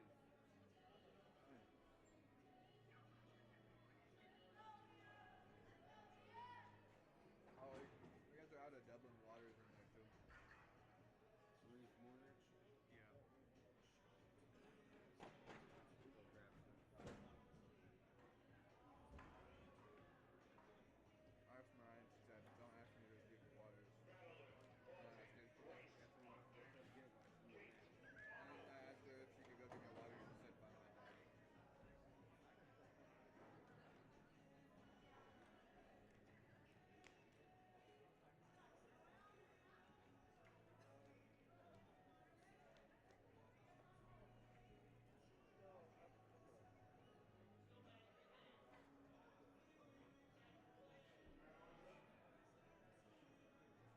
Okay, who do you want? Liliana or what's her name? Liliana, if I can go get her. She's right here. But I'm walking that way to get mine. We know the water. I think she might be the girl, one of the not the taller girl in the standards, the shorter one. I think it's either that or Kedra. Liliana? I think it's Liliana or Kedra. I'm not sure. Who? It's either Liliana or Kedra. Okay, which one you want first? Either or is fine. I just don't know who that would. I think that's Liliana. Could be wrong.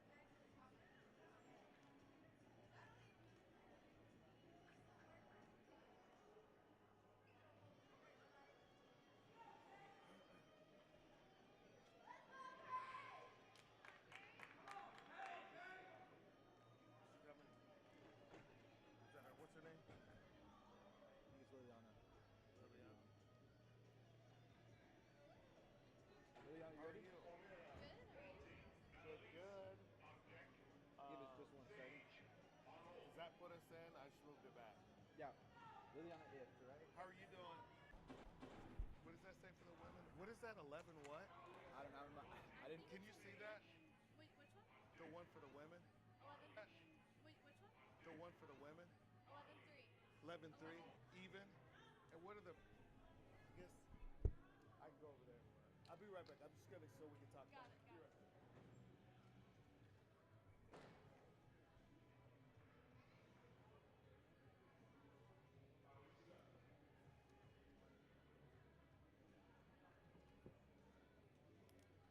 Busy day?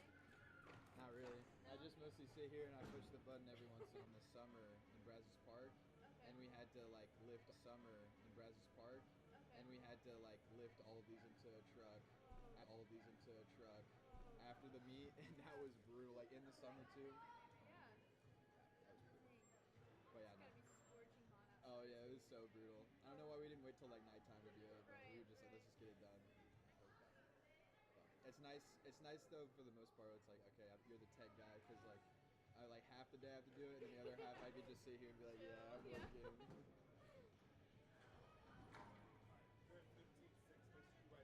Okay. Okay.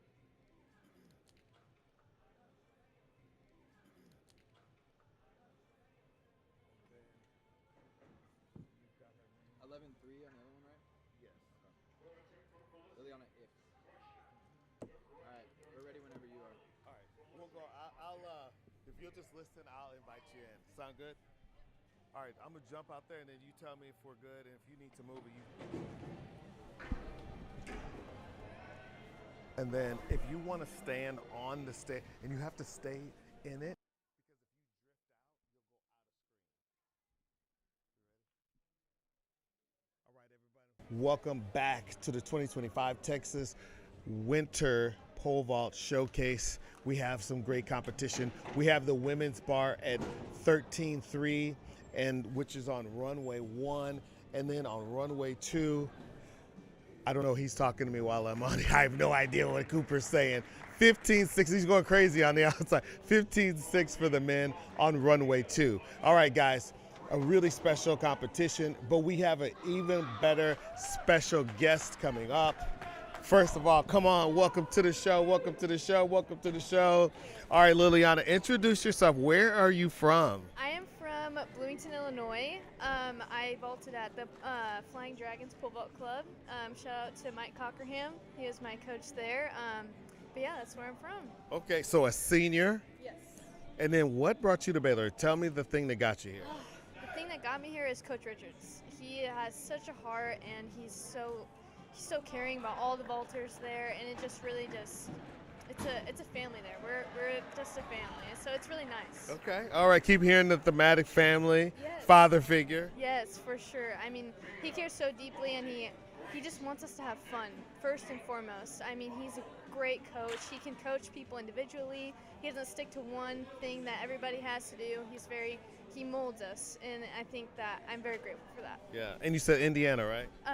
Illinois. So I grew up in Missouri. Okay. Obviously, Illinois, also some great track and field. Talk to me about this environment. How would you have appreciated having something like this when you were coming up? See, I actually did travel for meets when I was a kid, yeah, and this really is very nostalgic for me. I used to go to the expo, that was close to here. Yeah, you're talking about the Belton, Texas. Yes, that's the one, yeah. My dad actually took me there, and I won my pit when I was there. I think I jumped 12.6. And they had like 6 pits or something? Oh, it was crazy big, just like the summit, if you know where the summit, yeah.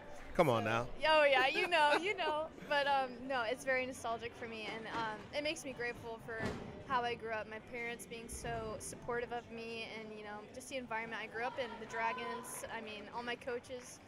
I feel very grateful being here. Okay, love that. Shout out to the Dragons. Have to ask you this: what's one thing that you want to work on? Okay, I love that. Being healthy, being confident, staying locked in on you. Yes, Okay, I like that. Sure. Focused in on your runway only. Yes, and I mean having such a supportive teammates, that makes it so much easier. Yeah. Okay, so have to ask you about this. Coach Brandon's what I call him, Coach Richards. Yeah. What does he have like a saying, or can you do an impersonation of him or something that he says routinely? I think what he says routinely the most is trust yourself. I think that's the biggest thing he says because, you're in the heat of the meet, in the moment, and, you get so caught up in I need to do this, this, and this. But at the end of the day, you just need to trust yourself, trust in your ability, and that works most, like 100% of the time, I would say. I love that's great advice. And I also, if you're watching, trust yourself, hit like, hit subscribe so that the algorithms, because AI runs everything, they know that you guys like this interview with Liliana. We appreciate you guys. Also, we have to give a shout out to Wahoo Sports. We also have to give to Brandon, to Brandon and the whole crew that helped put this together. It is a ton of work. I also wanted to ask you this. What do you think is one thing that is underrated to being an elite athlete? Underrated. I think, well, speaking as a pole vaulter, the community. Community is so underrated. We're always here. I mean, I'm at Baylor University and I'm out here supporting these little kids, just seeing myself on that runway. So I think, like, igniting the flame in the younger generation is such a big thing in this community, and I just love that about it. Okay, so do you ever see yourself giving back or coaching, or whether it's not necessarily full-time, because we know some of these coaches out here have whole complete careers and they coach club teams. Yeah, I definitely, if I have the ability and the time, I would love to give back to the community, not with my time, coaching those younger kids, because I can see them in my shoes. Wait, what's your major? I am a communication and business major. So you're right. They're coming for you. They're coming for you. Yes, for sure. But yeah, I would love to give back. It's given so much to me. It's given me so much to grow and to be at Baylor in the first place. And so there's so much I could do to give back. So. Yeah. So talk to me about this. Obviously, this is more of what I would call like a showcase, obviously. Yes. Music playing, which we know at the NCAA meets is not the case. If you were like the DJ or you were the creative director and you could make your own college meet that was approved, what elements would you have in this meet? Music, for sure. There has to be music. There's got to be people there to support, cheering real loud. But most of all, just music. I am someone who loves that music while I'm jumping. I actually was at Texas State last year and I PR'd. It was at 12 o'clock at night. And the one Wait, like midnight? Yes, midnight. Yeah, it was a very long story. But long story short, I had to ask for there to be music on because everybody was gone and there was just a group of us there, all the pole vaulters, which again speaks to the community aspect. But yeah, I asked for the music and turned on, and it was like what it's all about. Okay, it was a party. Yes, a party. See what I did there? Yeah.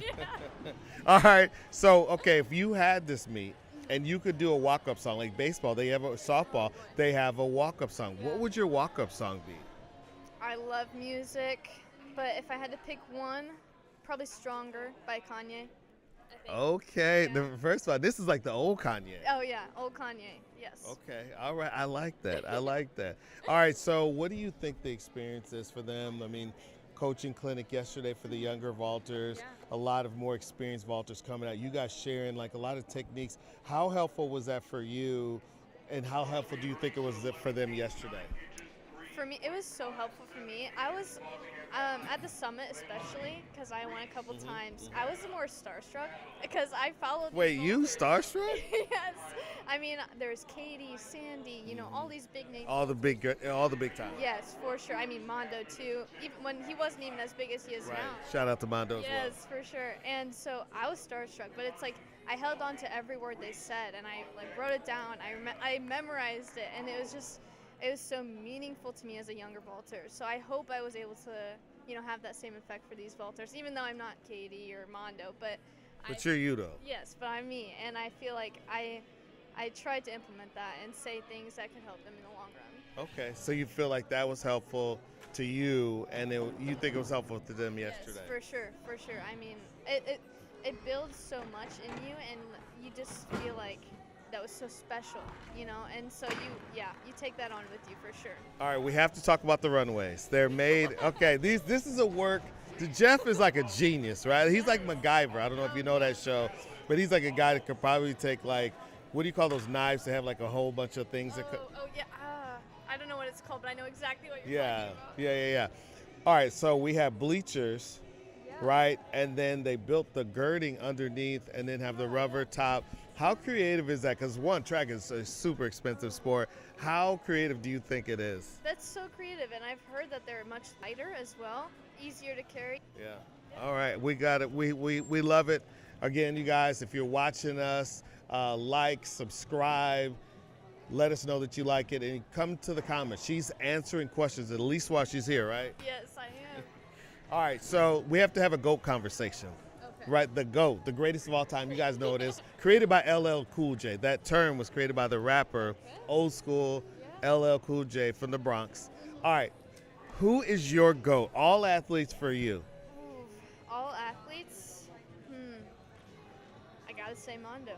Wow. Say Mondo. I mean, he's literally the GOAT. He's the GOAT. I mean, he's proven himself time and time again. He's held the world record for how long now? And he's reset it. How Right, many he times keeps now? resetting He just it. keeps going. So Bonus is coming. yeah. And he's just so passionate about what he does. He's brought so much light to this community, and light that wasn't there before. So I think that's so important for this community too. And now we're growing, and so I think that's really important. And it's great for the vaulting community, right, to have someone like him. Absolutely.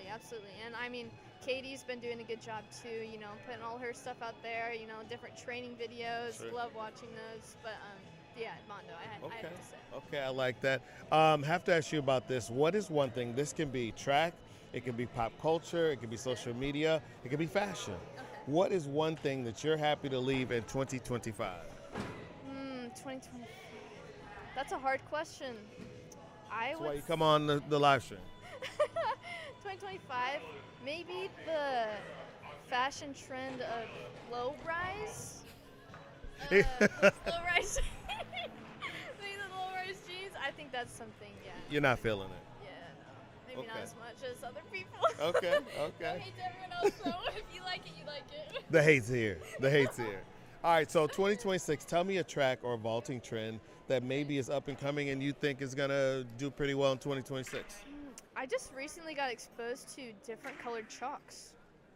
Yeah, I went home and went to my club, and they have different colored chalks, and I thought that was so cool. I don't know if that's going to be a trend, but I mean, hey, who knows? I don't know. I like it. I like the sounds of it. I like that, yeah. All right, so talk to me about this upcoming season. I know you're working on your health right now, but the team had a meet back in December, kicking off coming up. Talk to me about this 2026 Baylor team. Again, we're such a community, and we support each other, and I think that it really sets us apart from other people. I think because we're so close and we lean on each other a lot, that we are able to accomplish what we want to, and it's such a blessing, and we're so centered in our faith, and we share that, and I think that's one of the most important parts about anything.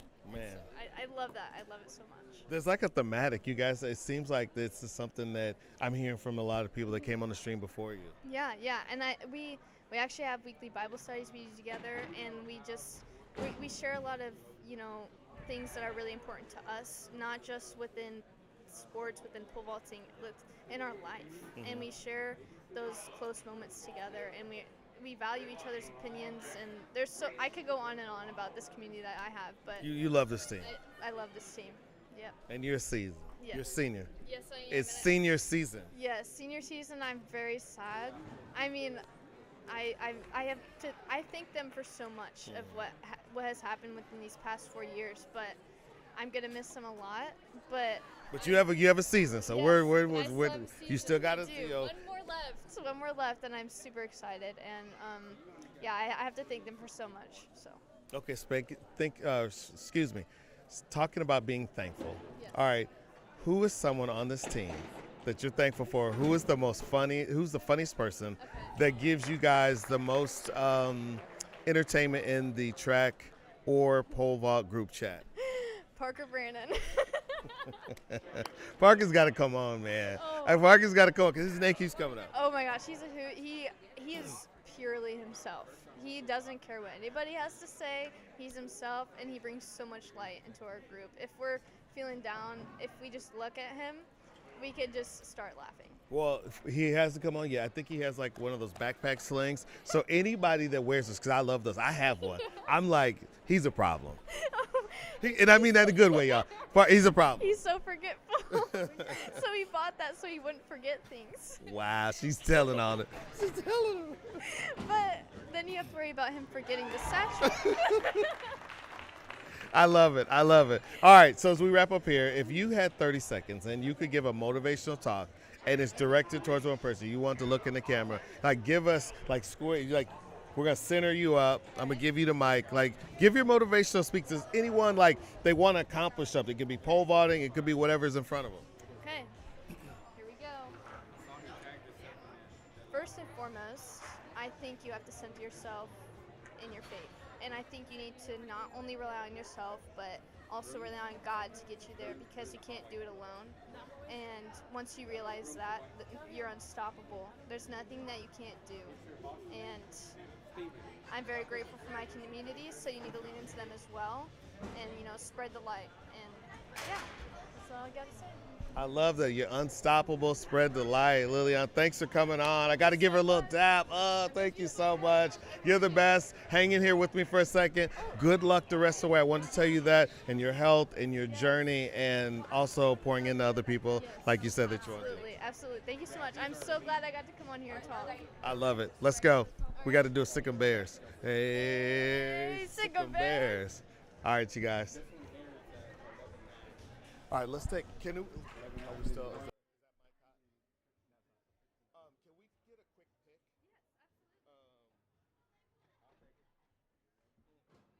He's good. He might be better than you. No, I'm good. Did you want to come here? Yeah. Thank you so much. No, you're the best. I appreciate it. Thank you. Good job, man.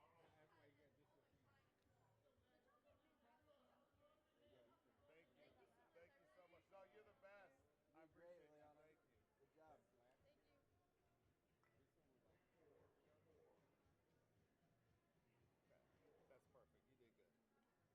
Excellent. What's up? How are you doing? Jay, you a hit. As soon as you came on, started talking, we dropped to 23. 23. And we were at 42. I'm serious. Here we did drop. Yeah, we dropped. How was the check-in? Watch, I'm gonna check it again. Why don't I believe you? Looking at it right now. Lotto Bailey.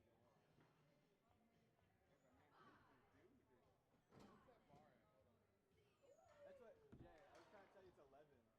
That's why I was going like 11, 11. It's okay. 6, 7, 6, 7. I think that was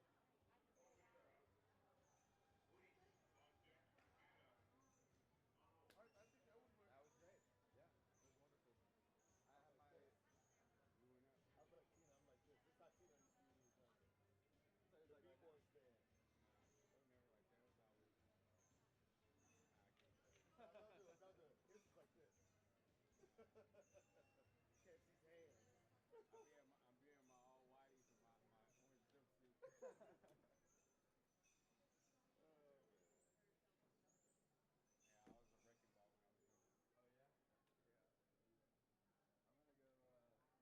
well, you're here now.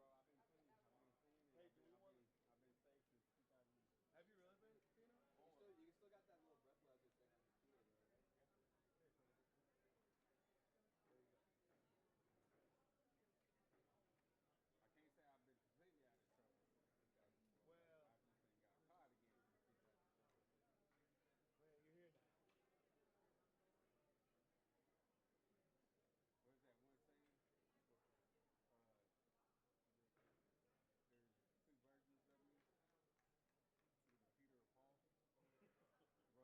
Grown up to figure out which one you're gonna get. Yeah, I know that. I forgot what that saying is. I know that. I I've can't remember.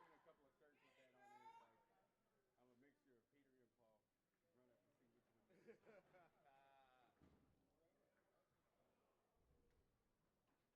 I'm a mixture of Peter and Paul. Grown up to see which one you get. Well, let's say, what'd you say?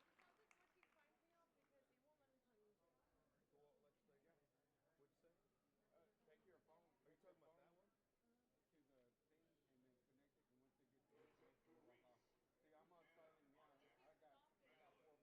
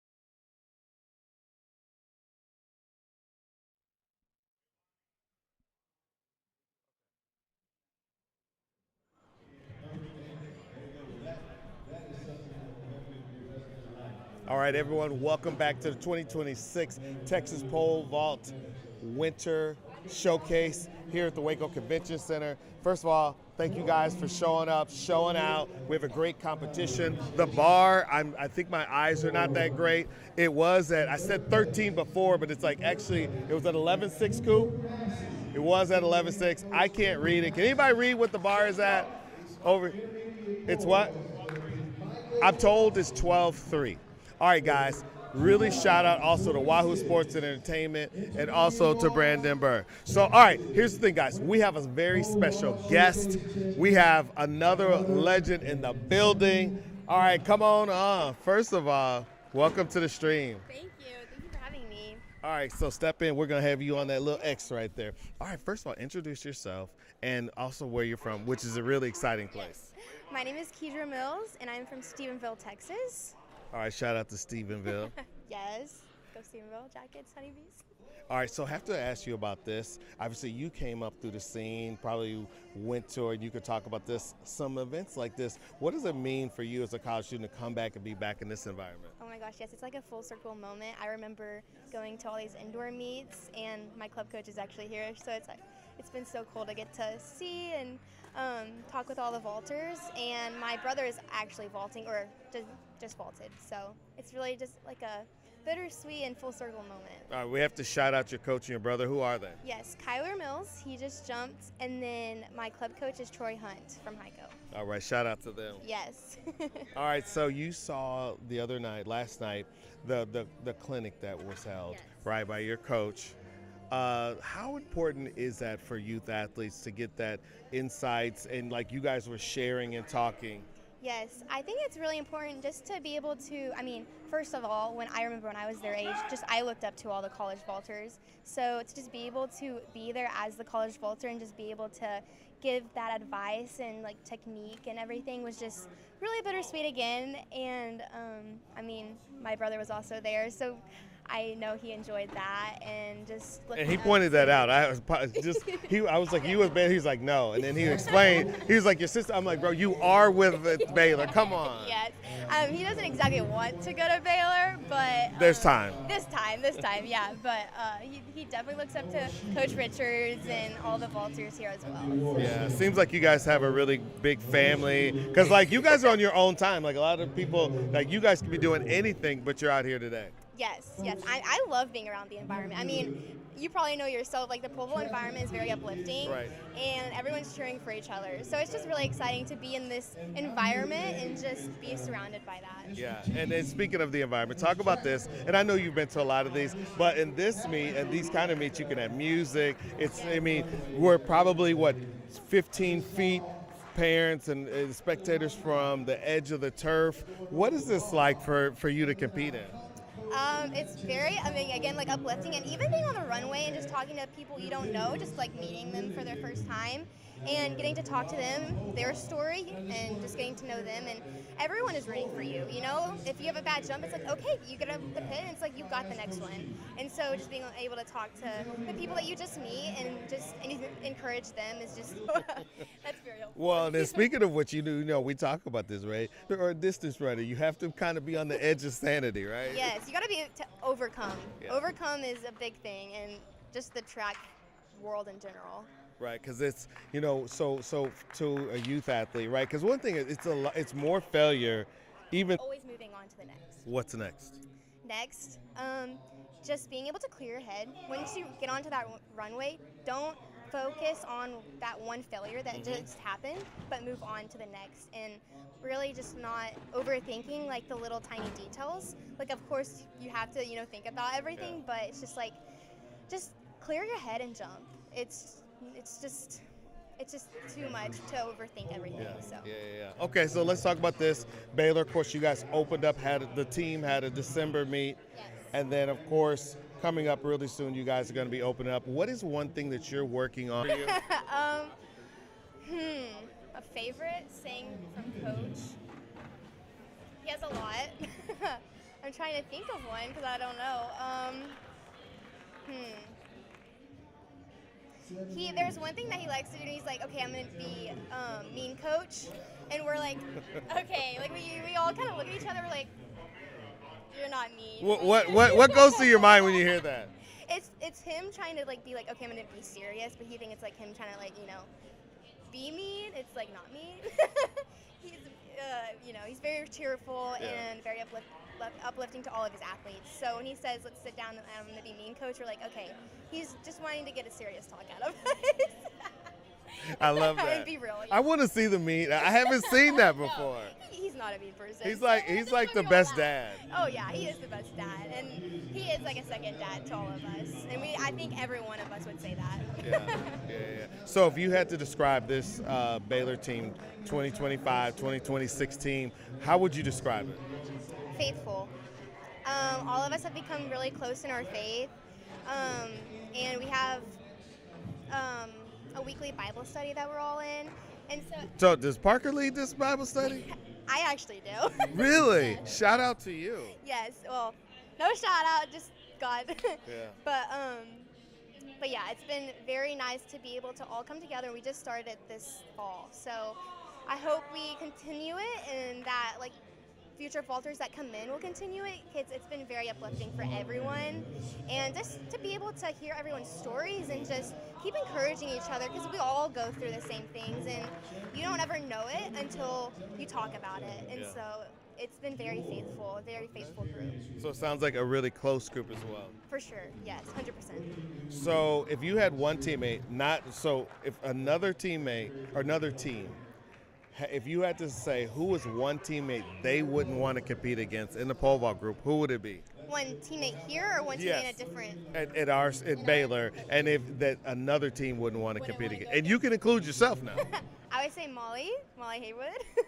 I feel like everywhere we go, everyone knows Molly, which is an amazing thing. And like for myself, even being able to compete and like practice with Molly is very, very nice. So I would say everyone knows Molly wherever we go, and they're like, oh man, like we have to go up against her.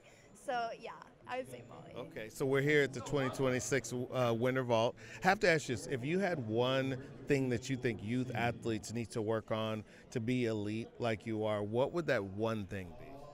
I would say just not giving up and staying committed to pole vault. And if you're very passionate about pole vault, keep that passion. And sometimes there will be days where you feel like it's maybe not there, the passion's not there, but just keep it up, keep working for it, because it's very rewarding in the end. And just to remember that there's other things other than pole vault, and so your identity is not just in pole vault. I love that. Be consistent. Okay, so if I gave you the mic, which I'm about to do, and I gave you 30 seconds to give like a Kai Cenat motivation type of moment. Kai's a streamer, if you don't know. I don't know what to tell you. If I give you the mic, like look into the camera, like give us a motivation for a youth athlete or anyone out there like attacking and wanting to achieve a goal of theirs. Yes. Okay. So yeah, so you look right there, Okay. and then you can give like a motivation speech. Okay. If you're an athlete out there in the pole vault world, I'd say just keep going after it. And I feel like one saying that everyone says is believe in yourself, but not only believe in yourself, but believe in God and believe in your faith, that your identity is not just in pole vault, but it is in Christ. And so just keep pushing through that, and it'll get you anywhere. I'm gonna give a big clap. I guess they snap. Snap. All right, thank you so much. Also, before you go, I want to wish you the best. Hope all of your dreams for this year, your goals come true, and I wish you the very best. Thank you so much. Thanks for having me. All right, thank you. I got to give you a dap. All right, everybody that comes on, they get a dap from me. So thank you so much, and we got to do a sick and bears for you. Sick and bears. All right, thank you so much. All right, y'all.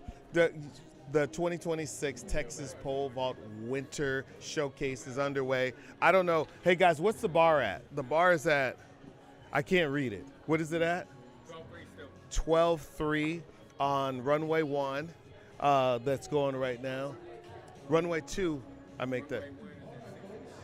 And runway 1 is at 16-6. So, you know what? They're jumping here today. That's elite. And so I really want to thank everybody who's tuning in, and we're going to have some more competitions. Our next one is at 3:30, guys. 3:30 is the next jumps. And you guys have heard from some really talented jumpers. We have another special guest that's gonna come up. I'm gonna let him introduce himself. He helps make this thing happen. Before he comes on though, look around this place. There's so much that helps to make it happen. All right, first of all, welcome to the stream. Come on, introduce yourself. And where'd you grow up? My name is Ben Dooley. I'm from Danville, Indiana, but now I live in Lebanon, Indiana. I'm with Ritchie Athletics. We are responsible for providing all these pole vault pits that are used for the event here. These are actually sold to schools, so after this event wraps up, we're going to be loading them in a truck over there and then delivering them to schools right after. Okay, so first of all, for those of you guys that don't know, that's so major because otherwise Coach and Tom Hill would have to go out and source these at high schools and figure it all out. Tell me how this all came together. How did you get involved with this project with Ritchie Athletics? So I went to Purdue University, and Ritchie is an Indiana-based company. We're in Frankfort, Indiana, which is about a 20-minute drive. So after I finished up college, I was looking around for jobs and found Ritchie, interviewed there, really liked the atmosphere, the company in general. It's kind of a smaller family-owned company, but they run a really tight ship. They do everything the right way. So I took a job there. I've been here about 2 years, and it's been great so far. So how did you hear about the meet to get involved? So this has actually been going on for a little while since before I was a part of Ritchie. It was the Belton Expo, which is a little ways from here, not too far. I know Texas is a giant state, so Belton is probably not too far. It's not too far in Texas. For Indiana, it's a long way. Right, it's like 30 minutes. Yeah. So this has been going on for a little while. Just recently moved to Waco, and Jeff Bray, who's part of Zero G Pole Vault Club, just had an opportunity for us. He said, hey, we could use a few pole vault pits. It'd really help us out a lot. And so we sell the pits to schools beforehand, and we sell them at an increased discount. So that because we're using them for a day, so they're not technically brand new. Is it kind of like how people can buy like program cars? Program. Like how the cars have like a few thousand, like a few miles on them, and you sell them right after that? Yeah, a little bit, but they still come with a warranty. So okay. I don't know about the car situation, but that's the case with the pits. So this is it's a win-win for everybody. Yeah, absolutely. You get the pits at the we schedule it for an exact time. Track season is starting up like right now in Texas. So, you're getting the pits right at the start of the season. You're getting a lower cost, and, it's showing up on time. You're still getting the warranty, the longevity, everything from it. So, it's kind of a win-win. It helps us take care of some schools in Texas, helps the Texas schools get their needs taken care of for a lower cost, and, it's a win for everybody. So talk about, first of all, shout out to you guys, Ritchie Athletics, for supporting young athletes, elite athletes that are coming up. What does it mean today when you come out here? And I know you do a lot of things, probably on the phone, electronically, going out to schools and visiting. But what does it mean to come out to another competition like this? That's, their bars at, I think, 16.6, I think they recently said. Yeah, it's amazing. I mean, most of my job is sitting behind a computer screen, talking to coaches on the phone or emailing back and forth. So it's not very often you actually get to see the thing that you sold be used in real life. So, it's pretty cool. Also amazing to see, all these pole vaulters here. I don't know what they're jumping on runway 1, but man, I don't know if it's in the shot, but that is up there. Step out. I wasn't a pole vaulter in college. I was more of a golfer. That's more my speed. I don't know if I have the pair on me to be, shoving a stick in the ground and going up 18 feet in the air, but it's amazing. Yeah, and talk about the environment, right? So we've got music, we've got Wahoo brought out a couple boards that we have music playing, which they don't allow in NCAA meets, but what does it mean to you to come out and hear all the cheering that's going on? It's great. I mean, to me, I never knew pole vault was this, like, the fans and the parents and the athletes were this enthusiastic about it. It was, to me, before joining Ritchie, it was like, it's kind of a second thought, but, seeing it has, kind of brought it to new light for me. So, also a big part of it is kind of the teamwork of everybody that's been, putting everything they have into this. So we sell the pits. Jeff Bray is coordinating everything. Tom with the giant boards. It's taken a lot of work from a lot of people. I know we were here a long time on Thursday night. It's going to be a long night tonight. Tell them about that day. How long was it and what happened? We got here about 8 a.m., started unloading trucks. First we had to get the runway set. No, first was the turf. So we had to lay all this turf down, you know, kind of plan where the runways were going to go, set the runways up, get the supports under them, get them all connected so that they're, you know, stable for all the athletes to jump on. Get all the platforms for under the pits ready to go, and make sure, you know, no wooden pallets or anything underneath them so they wouldn't be damaged that way. And then setting up 4 pole vault pits. So if you're part of a pole vault club, or, you know, at a school where you have pole vault and you have been responsible for setting that up, you know how much work goes into it. You know, we did 4 in one day. We're going to do 4 tonight too, 4 tear down tonight. We also got 2 high jump pits over there, 1 high jump pit back in there, And have to be out by midnight tonight. Yeah, have to be out by midnight tonight. So, you know, I got a flight at 5 a.m. tomorrow morning. So, you know, usually I don't sleep that well on flights, but I think it might be different this time. A lot of hands taking place. Shout out! We have to give a shout out to everybody, all the volunteers, the staff for Wahoo, for Brandon's crew, and then all the volunteers. We also have all these officials who do an amazing job, because this really is about safety as well in pole vaulting. Talk about all the people who make this happen, all these officials running all of these runways. Yeah, it takes a lot of people. I mean, the number of people per pit it takes to make this happen is a lot. So there's 2 people on each pit setting up the bar every time it falls. There's obviously the pole vaulters, there's the judges, there's the person setting up the like scoreboard for the offset on the standards. There's you know, it's amazing the amount of people it takes, and then multiply that by 4, because we got 2 pole vault pits over here and 2 over there. So it's you know, really a tremendous effort to make all this happen. And you know, there's a bunch of great people here that are helping with it. Yeah, and talk a little bit also about Richie, its impact, because not obviously just supplying these things, but it's also, you can see, I mean, you have young people out here learning. You know, there's a clinic yesterday, and you can see the confidence building as some of them go and they're hitting some PRs. And one athlete hit a triple PR, so PR 3 times. Wow. What does that mean for you guys to be have a product that's helping the youth of America? It's great to be a part of. You know, to be a part of somebody who's hitting 3 PRs in one day, that's amazing. But I think the biggest thing is safety for us. So, you know, if you're jumping on something that's not safe, you're going to do it once, twice, 3 times. You're going to take a few hard hits, and then you're going to stop doing it. So a big thing for us is making something that's safe, that you can use over and over again. School budgets also have a big issue sometimes, where, you know, it's like it's not feasible to buy a new pole vault pit every 5, 6, 7 years. So we have a 13-year warranty. We want to get you guys something that lasts a long time, so that your athletes can keep pole vaulting, and, you know, more for generations to come. We want that to keep growing as a sport, and I think we do a good job of making that happen. But yeah, safety for sure, because if you get hurt, you're not pole vaulting anymore. So and it's manufactured in the United States. Yep, we have a big warehouse. We buy a big Frito-Lay factory out in Frankfurt. So there's a giant Frito-Lay factory. Sometimes you can smell the chips that they make. I was going to ask you. Yeah. Yep. There's smells. I think on certain days you can smell it. I think they have a schedule down. But yeah, we're based out of Indiana. Got a big, I think it's a 70,000 square foot warehouse up there. And I think there's about 30 of us, including sales, office, owners. Steven and his brother Michael are the owners of Richie. So, you know, it's a pretty tight ship. If you call the office number, it rings straight to Steven's phone. So if you got a problem at all, you can either call my cell, and I'll be happy to help handle it, or go straight to the owner. And, you know, nobody wants to solve a problem more than the owner of the company. And shout out to them. They've just been great. I visited with him over the last couple of days. Have to ask you about this. We've been having a GOAT conversation. Who is your GOAT athlete? Doesn't have to be track. Your GOAT athlete of all time?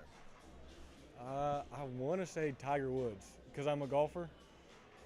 I love seeing him win the Masters the last time. I think my heart is in golfing, I think, still. And it's a sport I want to do for a very long time. And also Bryson DeChambeau, just seeing him hit the ball like 400 yards. Not 400, that's like the long drive competition, but hitting it, you know, 350 plus in tournaments is crazy. I think that's a spectacle to see. I'm also a basketball guy. Right now, Braden Smith on the to give like a motivational speech to like anyone out there. Youth to give like a motivational speech to like anyone out there. Youth who are watching the feed. What would it be? I'll even give you the mic, but you only get 30 seconds. I will take the mic, guys. I'll take it back. I'd say we face challenges every day, every week there's something. There's been countless challenges, even with this event. They're overcomable every single time. You know, some challenges are going to be bigger than others, but you just got to keep working at it, keep doing your best, and you know, as long as you put your best foot forward, there's really no bad outcome. It's hard to achieve a bad outcome if you put your best foot forward with everything you do. You know, take that approach with every challenge you face, and I think, you know, there's endless opportunities in this world. I love that, man. Shout out to you. That's a great message. Hanging in there, staying consistent. Where can people find you or Richie Athletics on social media? Just Richie Athletics. Richie Athletics on Facebook, Instagram. I think we have a TikTok now also. They're cool kids. Yeah, yeah. We're trying to be a little trendy, but if you just look up Richie Athletics on Google, also it'll pop up. So I handle Texas. If anybody's watching this in Texas, you know, you put in a quote request online. I'll be the one answering it. And then also I got to give a shout out to Bo Bertner, who's our logistics guy. He plays a big part in this, making all this happen. Shout out to Bo. Coordinating all the trucks. We got another one coming to Texas. I believe it's next week. And we delivered other pits. So this one's going to, I didn't say this already, where these are going. No, you go ahead and say it. Huffman Hargrave, Long Creek, Edna High School, Cornerstone Christian, and this week we delivered to Chisholm Trail and Saginaw High School in Dallas. And then about a month ago, it was sold through this event, but we put it on a truck to, you know, get a truck filled and out the door. Sunnyvale, also near the Dallas area. So, you know, that's where these pits are going. If anybody's watching this and is interested, you know, find our website, find our Instagram, send us a message. I'll be happy to help. Pull up. That's what we said. Pull up. All right, man. Thank you so much, man. I have to give you. I give everybody a dap, man. Yeah. Thank you, man. Thanks for coming on the show. You. All right, guys. Hit like, subscribe. Thanks for coming on. Thank you to Richie Athletics for making this happen. We're gonna take you guys back to the competition. The bar, I can't read it from here, but I'll get out the way so you guys can enjoy the jumping.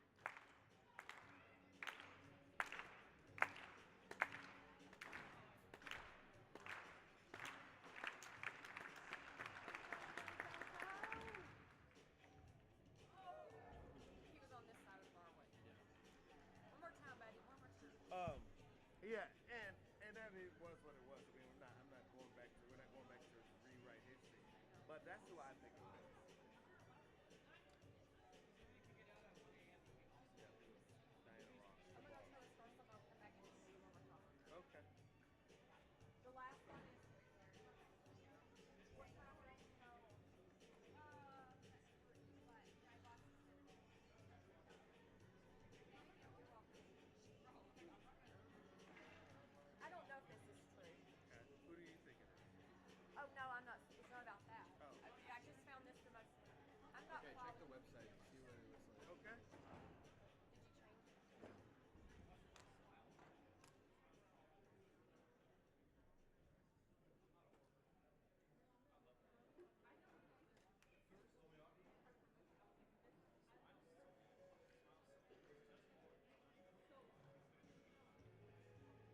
So, have you found there's an Elementor YouTube specific little codex thing that they have? Have you seen that? Yeah, it looks like though that the settings on the YouTube video make it so you can't watch any other websites. That's the error it's throwing, right? It said playback on other websites is disabled by the owner. Okay, Yeah. let's see if I can Do we have a login for it? I wish we knew the login. I have the login. I Really? just don't know if you can edit it while it's like change it while it's streaming. You know what I mean? I might have to end the broadcast. Let's go look at it. Go back to the settings inside of the Creator Studio. Right click. I think you left click on the 3 bars on the left. On the left. Left. This one? Over here. Oh, this one? Yeah, it should be Creator Studio. Should be at the bottom. You see it? Creator Studio or Social Studio. YouTube Studio? Yeah. And then just go to settings. So it's right for the whole channel. Left side settings. Left side. I'm gonna need this man on the left and right. What these young kids today? Boy, Lord have I only know mercy. Port and Starboard. I'm praying for you, brother. Or well, some older people didn't know it either. Hold on, let's Google it real quick. YouTube videos allow play on other You're gonna leave, but are you gonna remove the hotel links?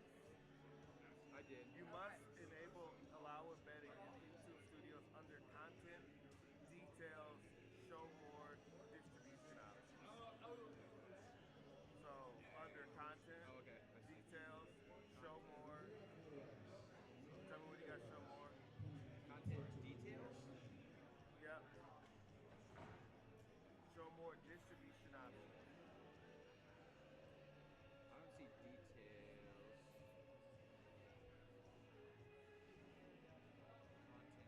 Content. Yeah, well, now we're looking for distribution. Should I go to the live video camera right now? I don't think so. Let's try. No.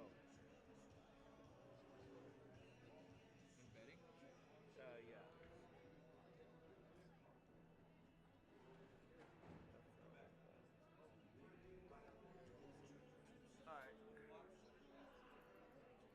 Alright, so scroll down. Okay, go to content on the left side, select video.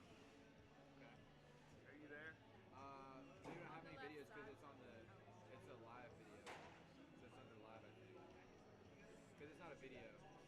Okay, but do we want to follow this first and then see if Well, there's no videos. There's no videos? Yeah. Okay. It should be live. Oh, he's about to go, yeah.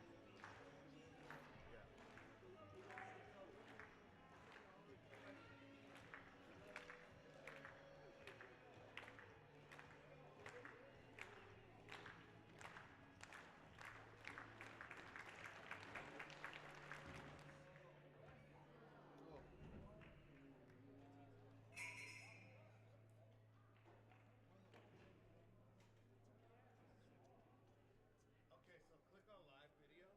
Oh wait, I may have found it potentially. Content. I found video details. Allow embedding. There we go. Boom. I don't think it'll. So let me refresh. Might take a bit. YouTube's pretty fast. All right, folks, we have awards. We have awards. If you look over at the awards. There it is. I told you it's pretty fast. What size did you make this? I just copied it directly, the HTML link. So you can go into the HTML settings and look at the code size and think about what would be square.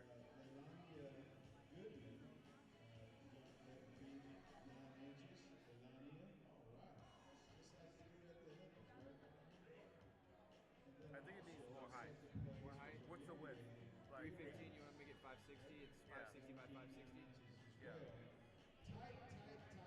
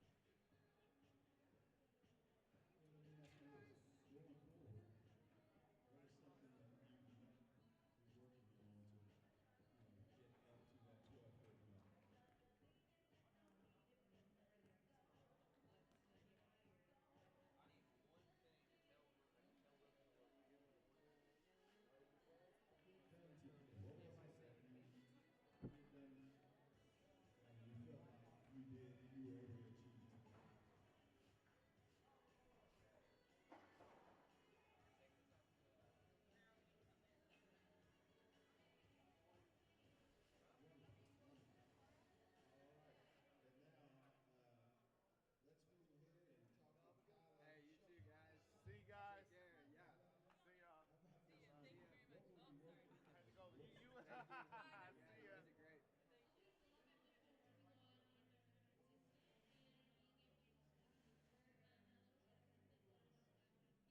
What up? Good job, man. Good job, Tino. Y'all missing the camera for the awards. You were able to achieve this week and all of those things we talked about. Let's see if We don't. We can't do anymore. This is the max. That's true. Or not. We can't do it all. Yes, we can. We had 4 cameras going one time. How? How we have Outside, yeah. How? 3. Christmas break. We have we were 3. borrowing the one from Will. It's another We had the extra one. What is something that you would definitely Just unplug everything. you can get to that goal really Something wrong with this man. Yeah, we had the extra one from Will Dixon. Yeah, we had 3. Was it 3? All right. What's our? What are we on now? Just a Said wide like shot. a pro, folks. Said like a pro. One. All right, well, folks. Yeah. Is that 2, 3. one The third one was balcony when we pivoted. really Yeah. helpful? I think so. You don't think it is? Texas Well, winner that's of what Pole first Vault popped up Showcase for me. champion. I tell you, man, Let's we give need him a hand, folks. Thank you very much. We had one with a remote on top of the screen. Oh, We yeah. can do it from here. Yeah, that would be perfect. Good I mean, enough it's light. good, but That'd be good. I bet you could probably get a webcam The that's best we can do, so it's got to be. well, I mean, I can see now because it's catching the end of that one. For And then we touched it. Well, nobody. We don't. We're not